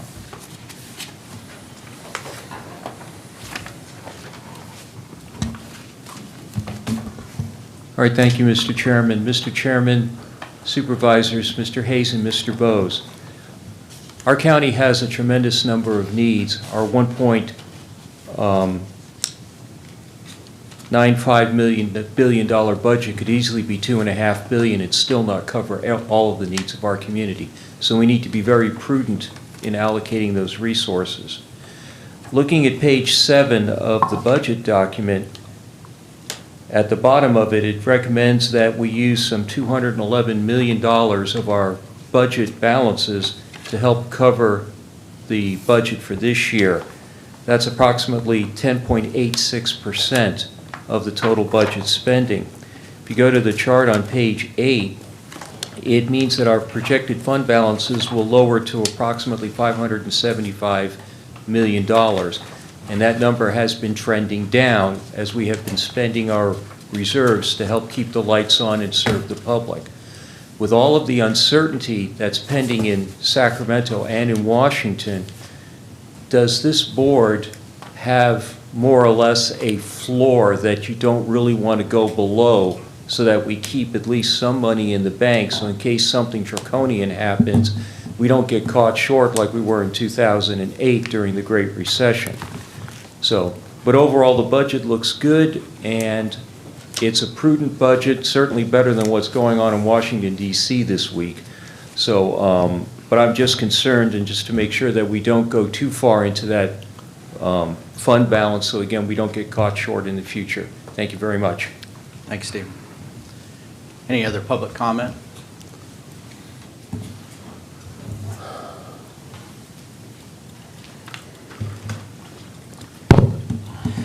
Thank you, Mr. Chairman, members of the board. Ron McMurtry here. I actually just have questions for a couple of the departments. One was the probation department. The director, I don't know what this title is, mentioned a presentation at some point about acquiring AI software. Do we have a date of when that presentation is going to take place?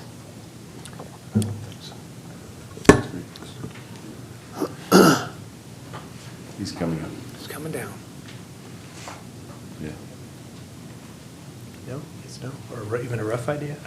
Sorry. Thank you for the question, really appreciate it. We're planning to go to the board on April 30th. I don't know if it will be on consent or if it will be a formal presentation, but we're planning to go on April 30th.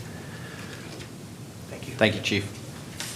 Chief, oh, that's the title, okay. And then I have a question for tax collector. This is just an informational thing, but I was pleased to see that there is a program to protect seniors who definitely have limited income from losing their homes. Is there a program for others who may find themselves under acts of God or just surprising circumstances that are also at risk of losing their home? Is there anything in that area?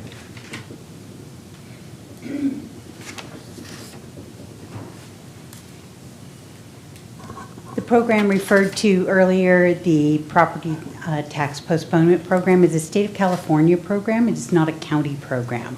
There are no state programs that necessarily help people with their property tax payments at this time. There have been in the past, there are not currently. There are, however, in the event of like wildfires and so on, There are pauses in tax payments as homes are reassessed. So that can come into play, but that would be in the assessor's department.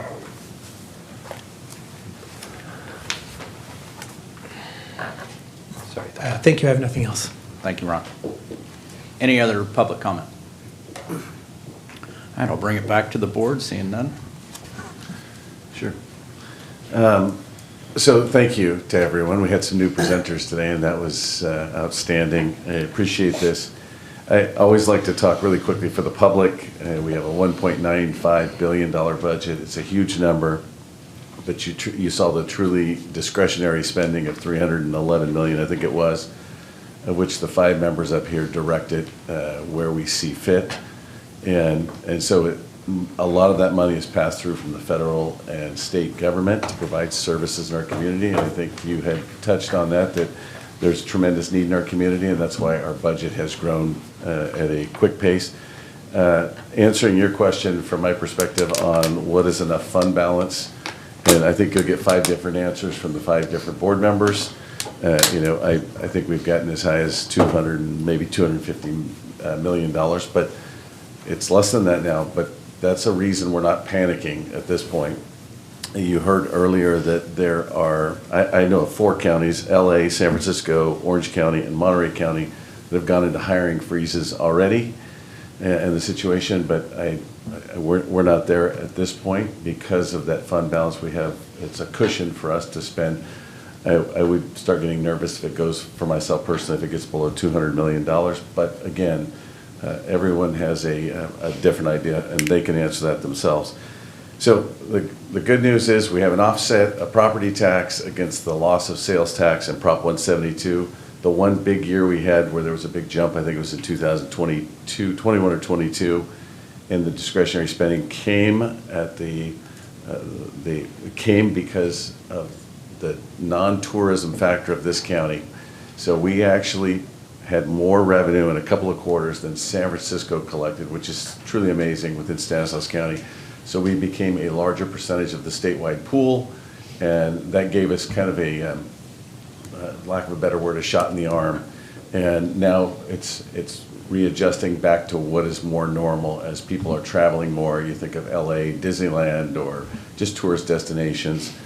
And so that's why we're softening on Prop 172. Sales tax has been flat or declining a little bit for a couple of years, but property tax has been strong. So if thinking all things net neutral, that's good. The big surprise was interest earnings, and we shouldn't be surprised because interest rates have not fallen as was expected when they started lowering interest rates.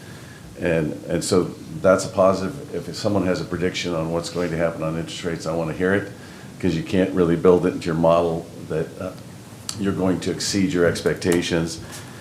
I do want to talk about cannabis revenue is dropping precipitously, which affects some of our county departments disproportionately. We have 2 negotiated unions under contract. 1 is out to a vote right now. We still have 11 more currently in the queue, plus the unrepresented employees, and we probably already exceeded our budget by a little bit. I'm just assuming we have, based on the numbers I've seen. So that interest revenue will come in handy. Remember, interest revenue is year by year. Contracts are over the course of 2, 3, or 4 years, depending on how they're negotiating.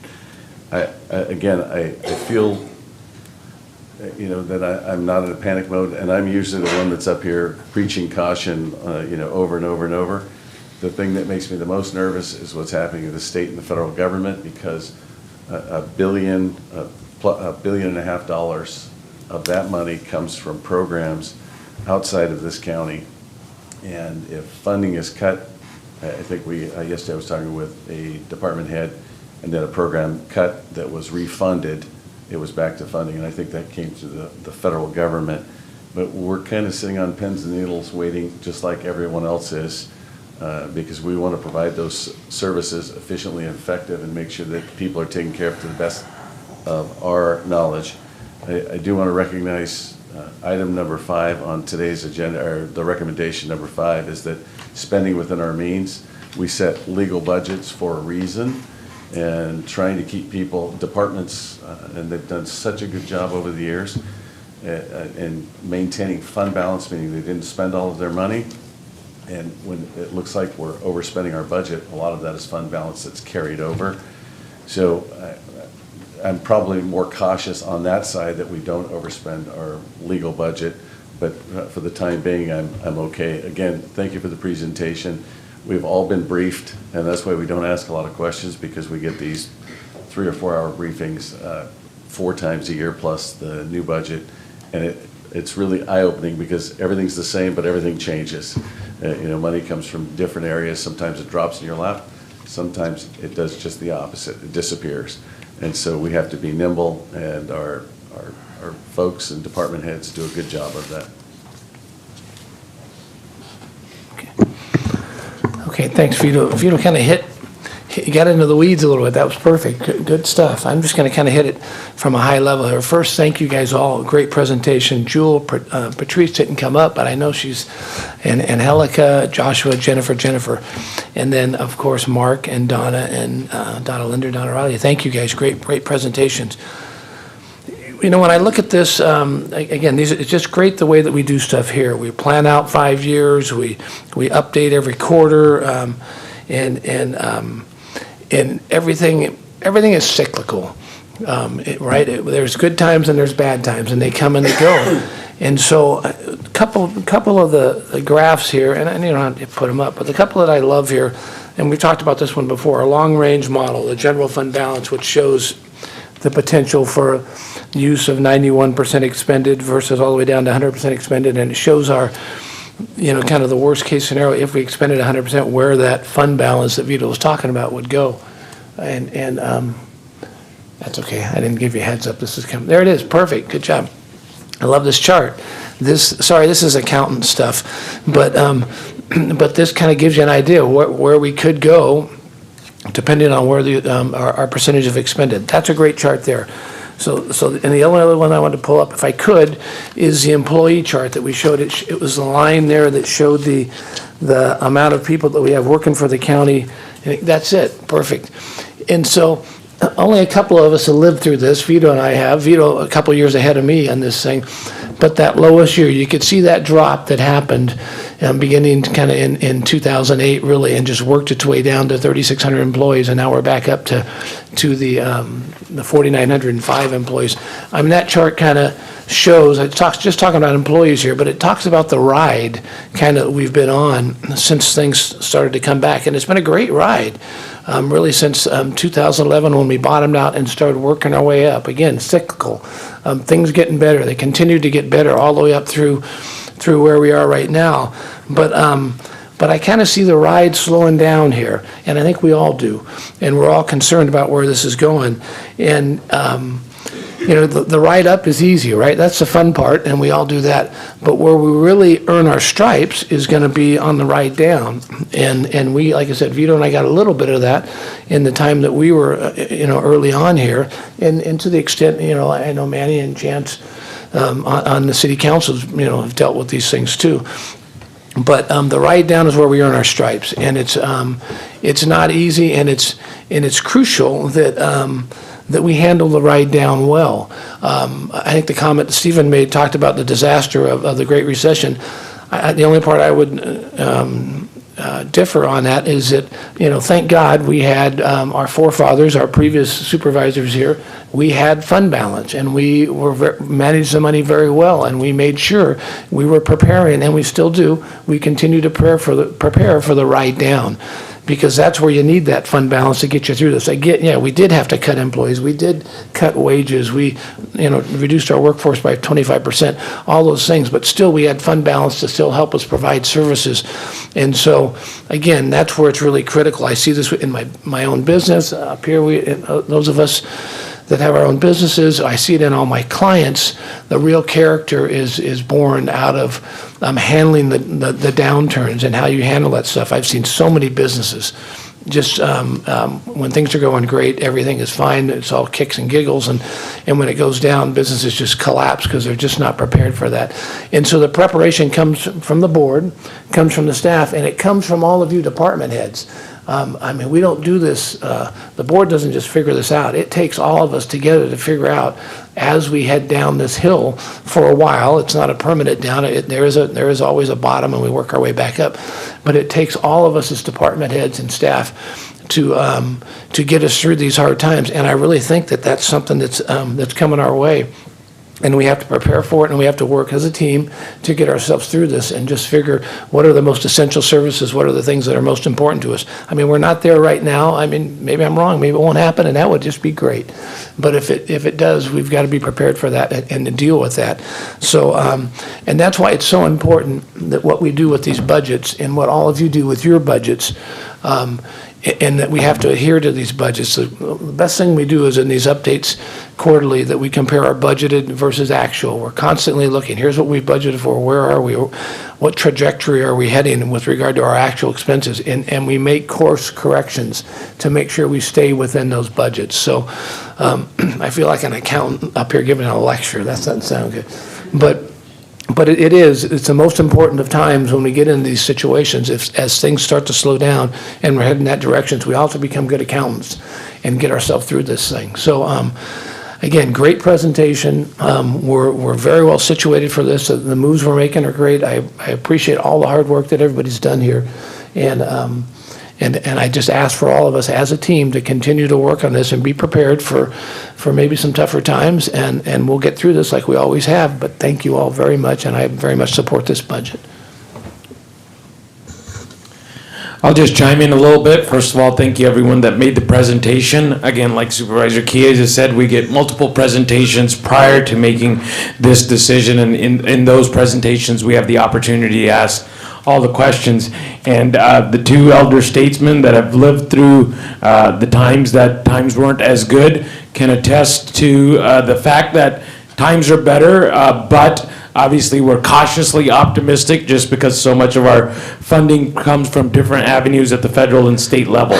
I did want to chime in on Steve's question, because I feel that was a very pertinent question. Where do we feel? Because it's a balance. You don't want to have a lot in your fund reserves, because then that means you're not doing enough for the community and expending in programs or in ways that can better our community. But then again, on the flip side, like Supervisor Withrow said, being good steward of taxpayer dollars and making sure that we're not in situations where we're panicking. We want to have a good rainy day fund, as we all want to in our own lives. And I think the number we are at right now is probably that not too hot, not too cold number, where we're spending enough to make sure that the community benefits and not saving too much, or not having enough if we were having any issues. So to your question, I felt obligated to answer that, and for the community, I think we're in a good place right now where that number is just about right, where we are right now. So again, thank you everyone that works on this budget continuously. I know there's always surprises that happen, sometimes welcome surprises, and sometimes surprises that you kind of have to pivot from, but staff and I feel my colleagues and I always make sure that we're in that listening mode when we have to shift either way. So thanks again, and thank you to the taxpayers and this community for trusting us with your dollars. Thank you. One of the great things about being the board chairman, I get to go last. And so everything that has been said here by my colleagues today, I totally agree with. It's not time to panic. Is it uncertain? Yeah. But I think we're prepared for that. And I just want to thank the budgetary team for all their great briefings and putting up with me with all my questions. And your information that comes, obviously coming from the department heads all the way through the system, the information has always been correct and concise and allows us to make good decisions. So I appreciate that. All right, I'll bring it back for a motion. I'll make a motion to approve all staff recommendations. I got first. I feel since both of you guys did most of the talking, you should have the first and second. Second. I got a first and a second. All in favor say aye. Aye. Unanimous. All right, moving on to the next. This time I'm going to take a little liberty while we're getting ready and recognize Marjorie Palomino. She's getting ready to retire after 39 years of service here in Stanislaus County, 26 years as Director of Aging and Veteran Services. We just want to say thank you so much for your service to the community, to our seniors and veterans.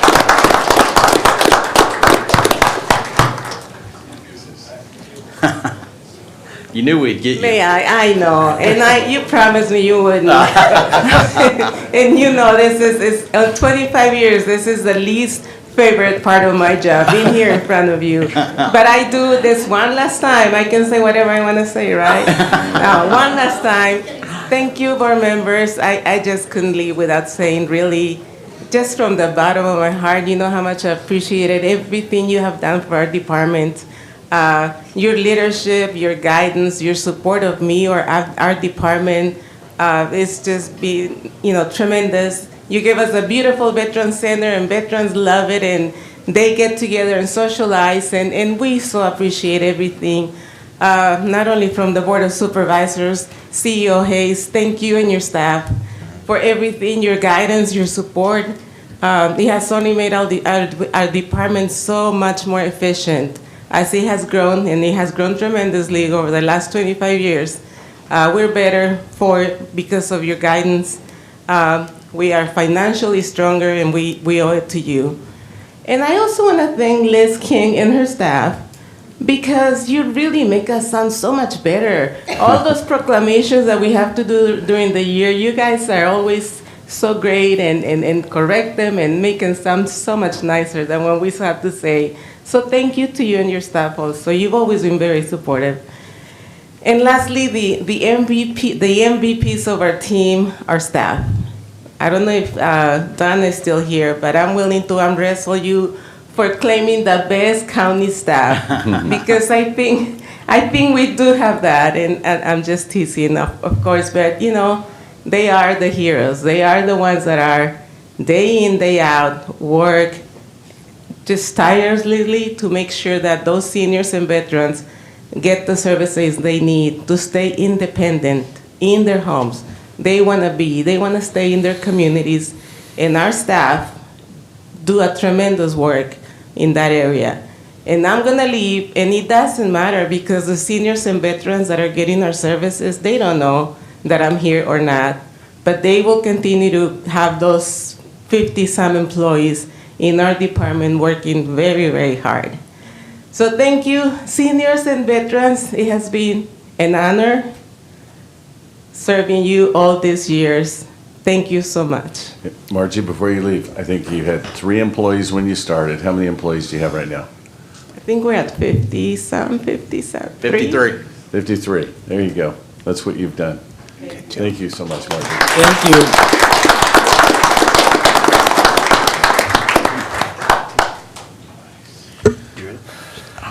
Sure. Let's see here. Approval to authorize the access agreement with Central Square Technologies, LLC, and the City of Modesto to permit the County of Stanislaus to access and use the terms of the city agreement with Central Square and the computer-aided dispatch system associated with the city agreement and related actions. CEO Hayes and Joshua Woolworth. Okay, thank you very much. And thank you so much for taking a few moments to recognize Margie as well. That was very, very nice. I'm going to go ahead and turn this over to Joshua, who will take you through the majority of these slides this morning in presentation of this agenda item, and then I'll come back in a little bit later and finish up the presentation, and of course welcome comments and input from the board and the public. Thank you. So I want to start off with a little background on dispatch. So Stanislaus Regional 911 is a public safety organization that provides comprehensive 24/7 emergency dispatch services in the county, efficiently coordinating emergency responses for 24 county law enforcement and fire agencies, including cities that contract for law enforcement services with the Sheriff's Office. Formed in 1999 through a joint powers agreement between the City of Modesto and County of Stanislaus, SR 911 is governed by a 4-member Consolidated Emergency Dispatch Agency Commission with representatives from both entities. Supervisors Graywall and B. Condit are the appointed members representing the county on the commission. While the JPA was formed in 1999, the county and Modesto have jointly contracted for dispatch services since June 1978, so it's a long-standing partnership dedicated to ensuring essential services in the county. The Stanislaus County Sheriff's Office is a participating agency within the SR 911 system. SR 911 dispatches sheriff's deputies to respond to calls in the county's unincorporated areas in the contracted cities of Patterson, Riverbank, Houston, and Waterford. On August 13, 2024, the sheriff sent a memo to the board stating his expectation that his department will no longer be part of the SR 911 JPA for dispatch services, citing the department's partnership with Oracle to develop a new public safety suite as a reason. Subsequent information provided indicated the sheriff was working with the city of Ceres on a plan for the city to provide dispatch services.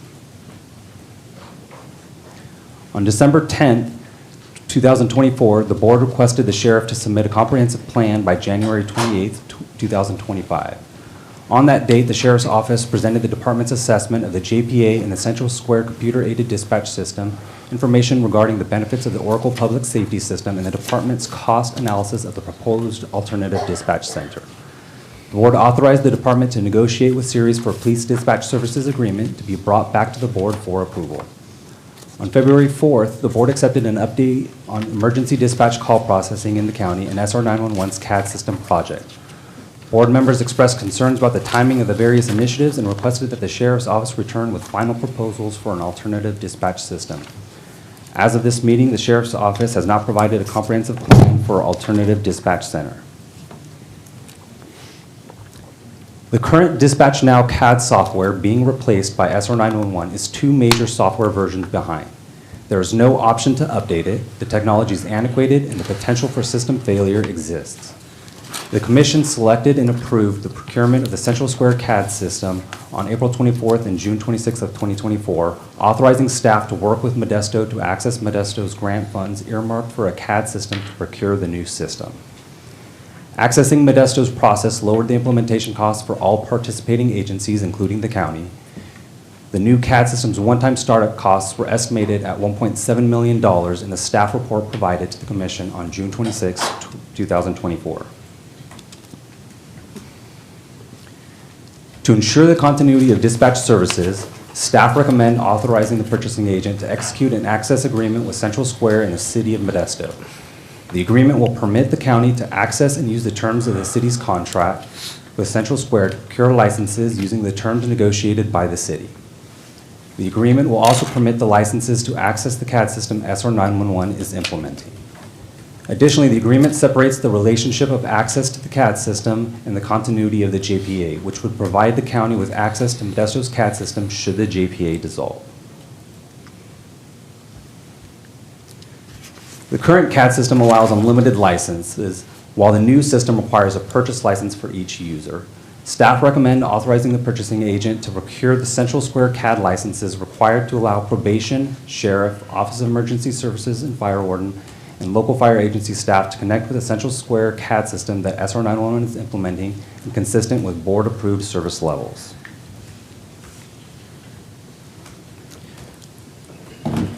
For this report, staff have used license counts pulled from SR 911's current CAD system and other documentation provided by the departments. It is recommended to authorize a 20% increase to the total cost noted on the slide to allow flexibility should the sheriff or other county departments need to modify the number of licenses purchased to ensure continuity of existing dispatch service levels. If the total costs exceed this recommendation, staff will return to the board. SR 911 will continue to charge user departments for the costs related to maintaining the core CAD system used by dispatch. The current system cost is $197,151 annually, with an estimated county share of $61,109. And again, this includes the unlimited licenses for all of the users. The new system, the core CAD system, will cost $274,833 annually, with an estimated county share of $85,190. Combined with the estimated cost for licenses, the total anticipated cost is estimated to be $209,801, which represents an estimated $149,000 increase over the current system on an annual basis. The core CAD costs were included in City of Modesto's initial implementation, so the first year will not incur a cost. The first cost will be due in fiscal year 2026. The license costs will be due in the current fiscal year. The licenses will be purchased through Information Technology Central and directly charged to the departments. Departments will be asked to review the impact of this request on their budgets and return to the board at future budget cycles to adjust as needed. The Office of Emergency Services Fire Warden will be supporting local fire agencies with the procurement of the licenses. The department plans to bill the fire agencies for the cost of the licenses that will be needed, and we're tracking that the agencies may request to use less than countywide fire tax to offset some or all of the costs.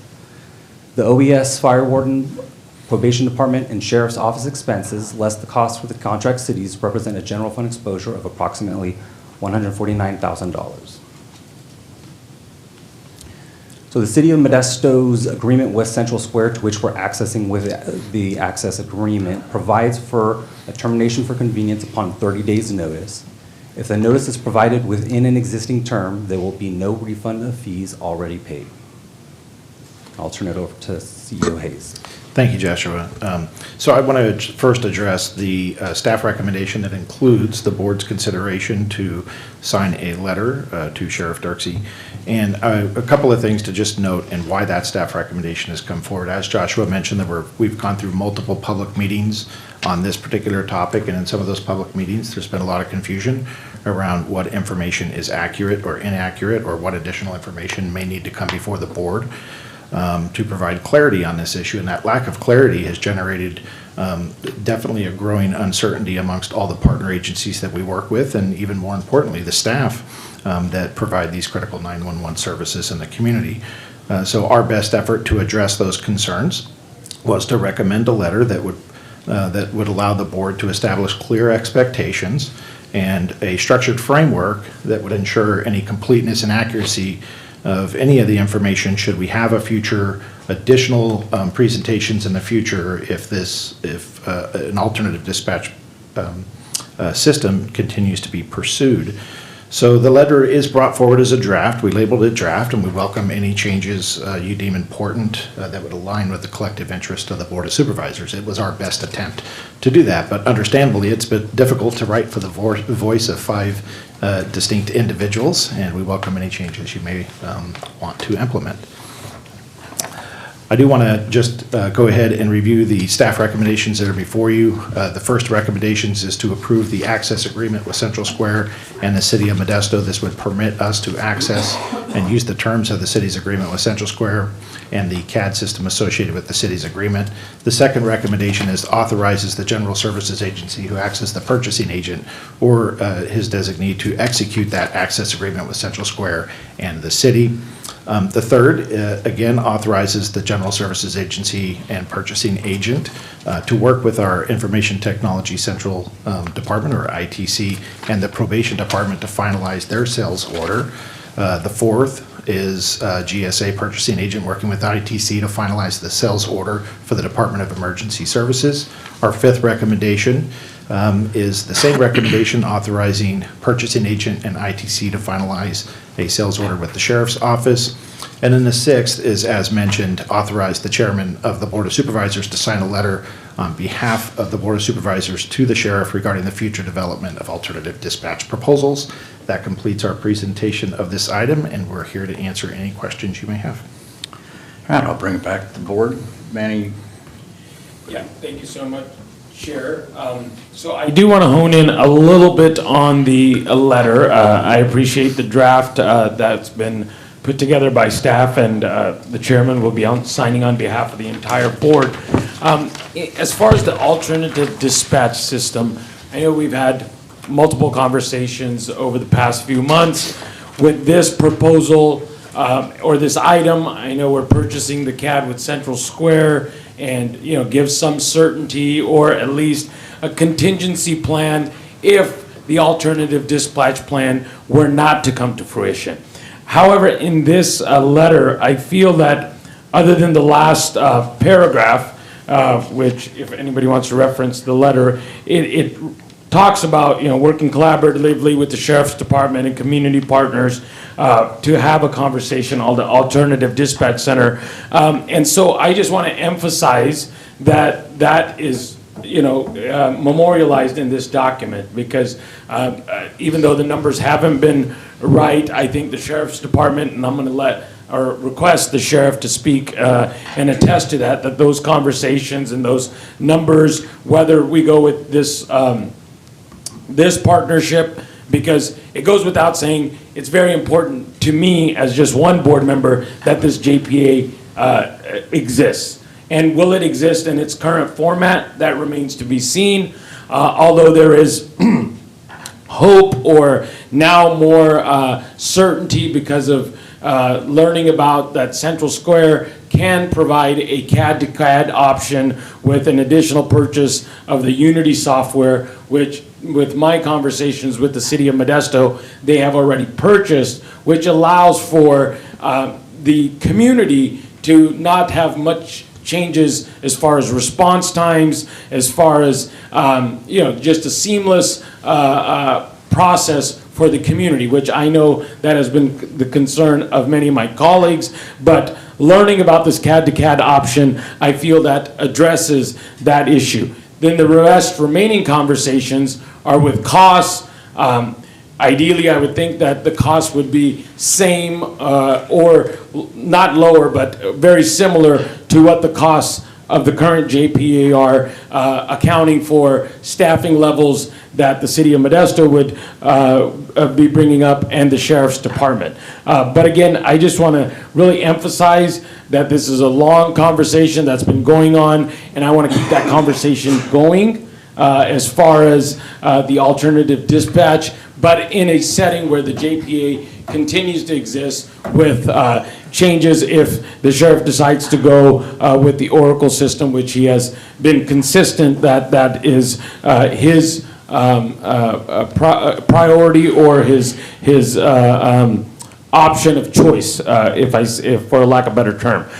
What that allows for I feel what he is trying to accomplish, and I don't want to speak too much to himself because it's written and memorialized in this letter, is the jail management system and the records management system. So I guess what I would seek in this letter is just a little bit clarification, or not clarification, a little bit further emphasis that the board will continue to work to get to that goal, if that's what the sheriff continues to want to pursue with, and then staff as well, and then other stakeholder agencies, namely the city of Modesto. Okay. So I'm generally okay. The timing component is going to be so important, because I know in the emails with Modesto that they're concerned about the timing of getting Central Square implemented, and that's September 15th, and I can look out there. I think that's the date. The CAD to CAD seamless transition, that's going to be up to people who are a lot smarter than us. I think you're going to get potato. Someone's going to say it can't be done that quickly, or you need all the partners to work together. So I'm not critical of it. I just question whether we're the ones, because I'm going to reserve the judgment as to how I vote in the future. Not today, but and putting it in the letter, I'm okay with. But I have to hear from the experts. And who are the experts? Oracle, Central Square, the 911 system, Casey Young. I need to hear from all of those people that the CAD to CAD can be accomplished, and before I make any other votes in the future. But again, I'm okay, because the timing, I think everyone has a different timeline going right now, which makes me nervous as it is. The reason that I will support buying this CAD system, even if it's spending money that is never used, is because we don't have an alternative plan today that meets this criteria. I think we can get there, and I'm okay with that. I have to be super cautious in my comments and my thoughts, because a year has passed, I think, since the vote. I can't even remember. Buck, do you remember the date when? I think the vote was taken in April. So it hadn't quite been a year. And here we are. And so we need to implement, and it's just, nothing ever happens quick in government. We were talking about that earlier. So, but again, I'm okay with including some language, but it doesn't, I don't want anyone out there to think that that this has somehow led me down a path. I'm still cautious in my approach. Thank you, Mr. Chair. I have explored both options. I've been down to the Sheriff's Department. I've gone through the Oracle demonstration. Very efficient. The deputies seem to love it. Seems great. I've been down to SR 911, been down with our dispatchers. You guys do fantastic work. Central Square, you guys have gone through that demonstration with me, also seems to work. You know, I think there's a compromise here with a win-win for all parties involved. And that is simply keeping the JPA together, probably adding some simple modifications along the way, and keeping everybody in the same building, but allowing the sheriff to operate Oracle within that building. And he can possibly have his own dispatchers, and there could be a firewall due to the Klutz issue between Central Square as well as Oracle. So I would strongly encourage the board to consider a compromise such as that, or at least explore those conversations. Is it a heavy lift? Absolutely. But, you know, there's a president that said we don't do things because they're easy, we do things because they're hard. And I believe we have the right folks in the room who are up for the challenge to make a partnership like that work that is a win-win for all parties above. The sheriff is able to operate under Oracle, which he has expressed the consistent desire to do so. Also, the sheriff deputies have also expressed tremendous support for that technology. We keep the JPA together. We allow the functionality of Central Square as well as bringing in the city of Modesto. So I would encourage this board to consider some sort of partnership or compromise along that fashion so that there's a win-win for all parties involved. So it sounds like what we're talking about doing here is keeping the JPA together, which is great. I agree 100% we need to do that, and we have said that all along. Just a quick question. Keep the JPA together as far as the governance structure. We have an existing governance structure. We talked about through our negotiations of changing the governance structure. What do we? So we keep this together. We have the CAD to CAD works. Everything's going great, and that moves forward. Or it doesn't go great, and then we decide that we should go with Central Square because Oracle doesn't work, or we decide we should go with Oracle because Central Square doesn't work. Whatever. What the governance structure? Are we talking about changing the governance structure? Sorry, Jody, I'm looking at you. But I'm just wondering, or everybody, what's everybody's thought on it? Because there was a point in time where we talked about a new governance structure as far as who would be in charge in the day-to-day operations, and I think it was going to be made up of the sheriff, chief of police, the fire chief of Modesto, and it'd be Eric Klevmeyer now, our fire warden. So, and those were going to be pretty much handling the day-to-day operation, overseeing the day-to-day operation, and there would be biannual meetings, I think we talked about, where electeds would be involved with the budgeting side of it alone. So I'm just throwing that out there. What's everybody thinking? I can provide just some clarity of where we're at today. We have revamped the governance structure for SR 911 already. And so currently, as you're aware, Chairman Condit and Supervisor Graywall serve in partnership with two representatives from the city of Modesto as the official governance structure over SR 911 operations. And by design, they're not intended to meet frequently, but to be there to support budget, service levels, and so forth as needed, recommended by the SR 911 director. The structure also has the ability for public safety leaders, in this case the sheriff and the Modesto police chief, to serve as liaisons on behalf of either organization to help support the director for day-to-day operations. So that's what's currently in place today. As it relates to future governance structures, there are a whole host of scenarios and options. Some of the commentary that we've kind of just initially discussed here this morning may involve a completely revamp and rehaul of the governance structure, or a revamp of the employer of record conversation as well, and who's employing who and what does that look like. Certainly our main partner in this is the city of Modesto, and they'll have lots of opinion to share about that when the time's right. So that governance structure that you just mentioned, you said currently is in place, has that been formalized? Because in one of the discussions arguments, scream matches myself and the sheriff had, it was told that that is never formalized, that was never put in place. Or that is the current governance structure that's in place. Okay. Which, again, sorry, I don't want to beat this dead horse, but which was different than what we had before, where. Yeah, that's Right? correct. It was quite a bit different before. Yeah. So I'm okay with the letter, and the way it leaves basically a door open for the sheriff to continue to work on a CAD to CAD system, or the concept of it. So I'm okay with what it says there. I'm good with the JPA, the way it's set up now. I think everybody has and I know that's not part of the agendized item, but in discussion, I'm good with the way the JPA is set up now.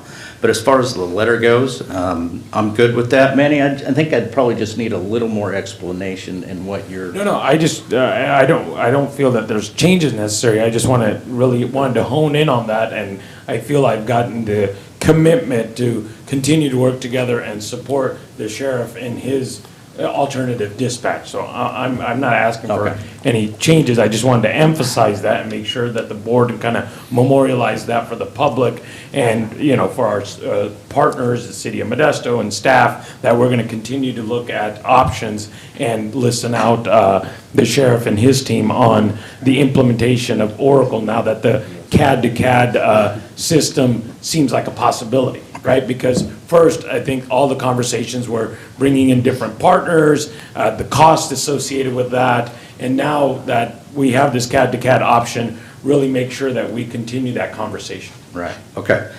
And, I think it's really time that the board sets a direction here. I don't think we have much more time to mess around, at least with the current CAD system that we have now. So I think we need to set that direction. Stick with I think the launch date is I'm looking at dispatchers out in the crowd there, September 15th. Our current CAD now is really just doctored up. It's patched together, and we're hoping it gets by till then. But we really need to set this direction and really need to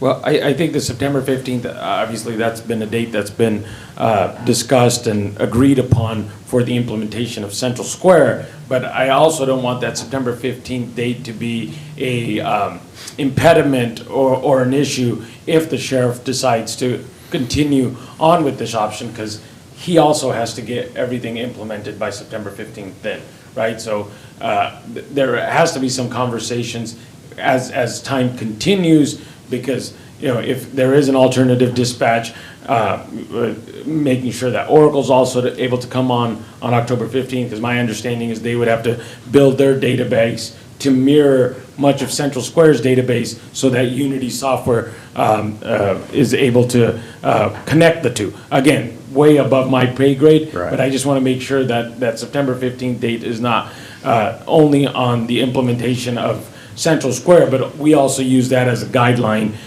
if we do go with the alternative dispatch model.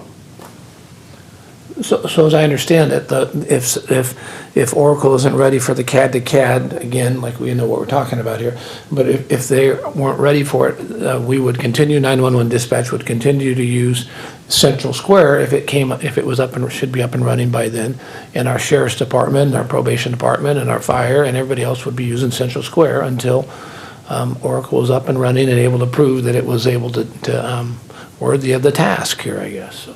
Right.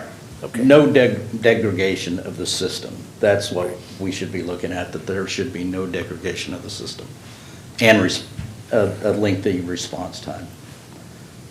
Any other questions? All right, I'll open up public comment. I do not have any cards, so Sheriff, I know you're getting up.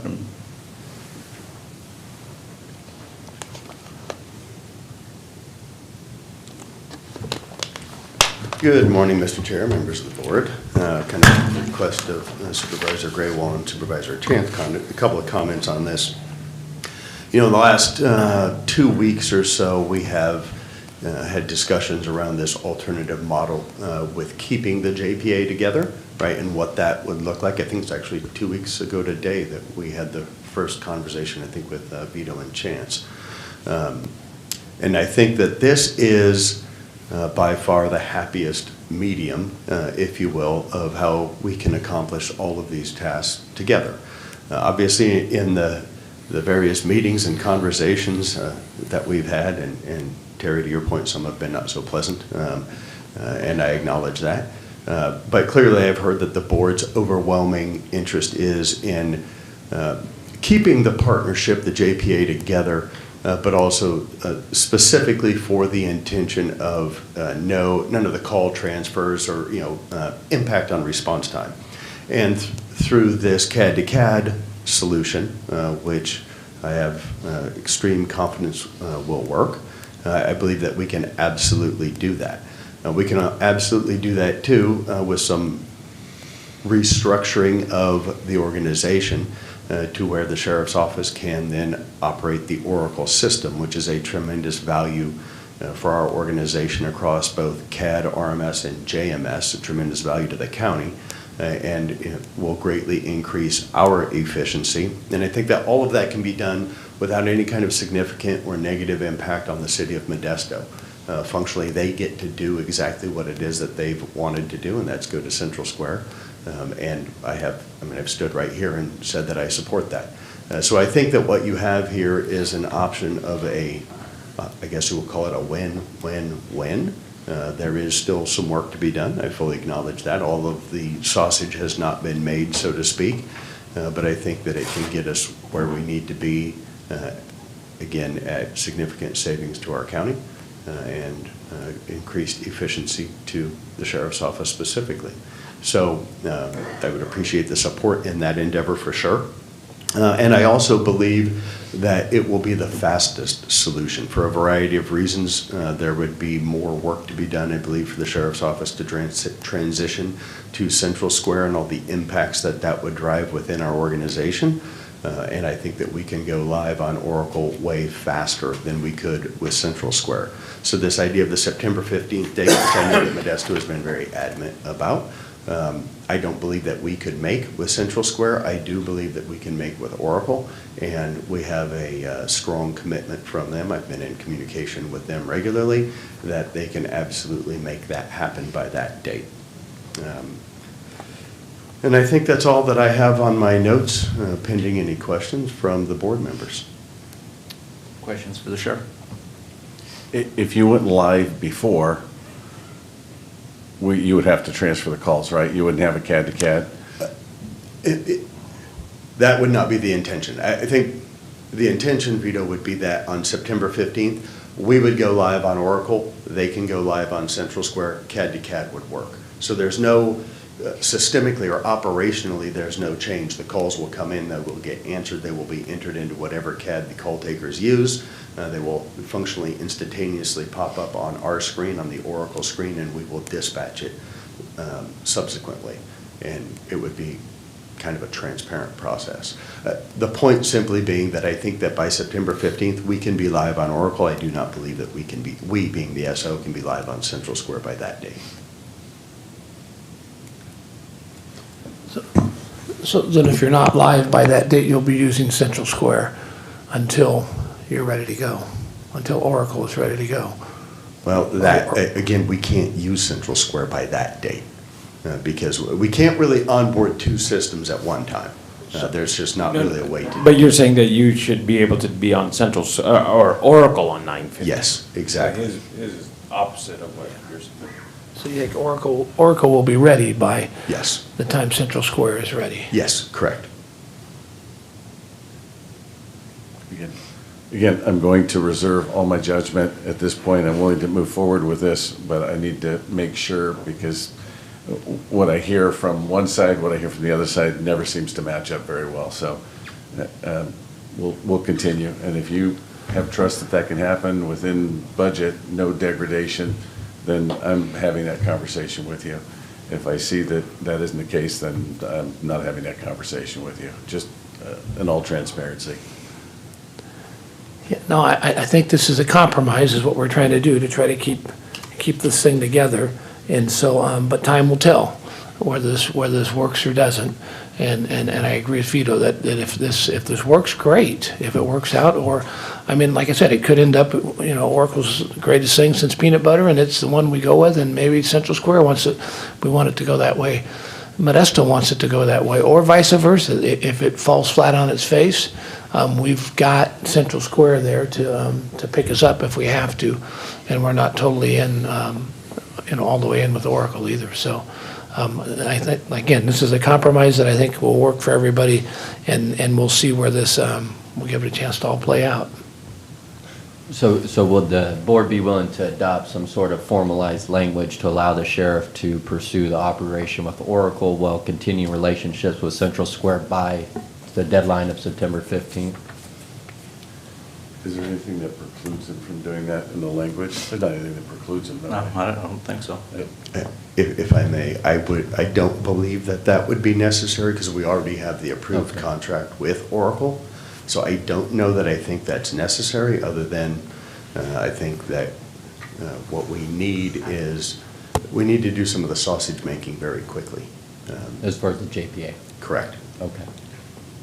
And that's, I feel this letter from the chair in support of the board is what we're trying to convey to you, that we're supportive of your endeavor to continuing with Oracle with with the understanding that a lot has to be accomplished in a very expeditious kind of environment for you to come on board on 9/15, and still having our contingency plan, if you may will, as far as giving guidance to all of our other agency partners that we're proceeding forward. Again, I think the compromise word here is being used a lot, and I don't think it can be used more lightly at all. I feel that's what truly this is. You've categorized this as a win-win-win, but I think a lot of things have to happen between now and 6 months for it to really show that it was a win-win-win. But I hope, hearing from the board, you see that there's a commitment to continue the conversations to implement your alternative dispatch plan as well. Thank you. I'm just going to add, Jeff, before you sit down, that I really think there needs to be, I've never been involved, at least in the 15 years I've been doing this, gone through something like this. And I really think there need to be some fences mended here and efforts made on everybody's part to try to repair some damage, because there's been some damage to relationships as a result of this whole thing. And I think that there definitely needs to be some efforts to repair some things here, because it's just not the way we operate in this county. I've never, like I said, in the 15 years I've been here, I've never seen anything like this, and never want to see it again, to tell you the truth. And so I would encourage all to work on trying to repair some of the damage and the obvious damage that was done to relationships here. And that's how we operate, is based on relationships. That's how we get things done. If the relationships aren't there, then we don't get things done, and we end up in situations like we ended up here. So anyway, just a little side note on that one. Well, not to be Pollyanna, but I do appreciate you bringing that up, because I feel this step today is a little bit of mending of fences, because obviously you agreeing to continue with the JPA and not bringing up any issues in adhering to the contract with Central Square shows a lot of trust on your part, but then also on our part. I hope you feel that there's a lot of trust and support we're putting out there to continue with this conversation. So hopefully that's a good segue into making sure those relationships, any that have been tarnished, are in the right directions, and we're all moving ahead in cohesiveness leading up to September 15th, if that's the date. I would agree with both comments, but by Terry and by you. Thanks, Sheriff. Thank you. Any other public comment? Ron?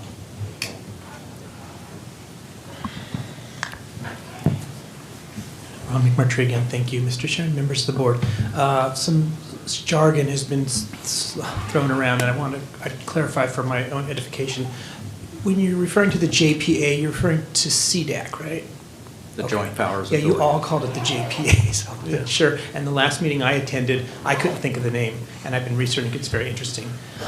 Okay, so my only comment, I know that's not on this agenda item, but clearly one of the things that happened, I'm not gonna point fingers at anybody, because I wasn't around, and some of you weren't around, is there seems to be a failure in communication, because in a conversation I had with the sheriff, apparently, you know, he had expressed movements in this direction 3 years ago. And so I just feel like whatever the CDAC structure is going to be, the government structure which you're alluding to, needs to make sure that there's a very strong commitment of communication between any liaisons, the sheriff, or whoever is going to liaise with the committee, and that maybe there should be an item on a future agenda item to discuss the government structure and say, you know, this one, and that spells out the commitments of the liaisons and the members of the committee or the board, or whatever you're calling it. Thank you. Thank you, Ron. Any other public comment? Bob, can I say one more thing? Come on up, Mike.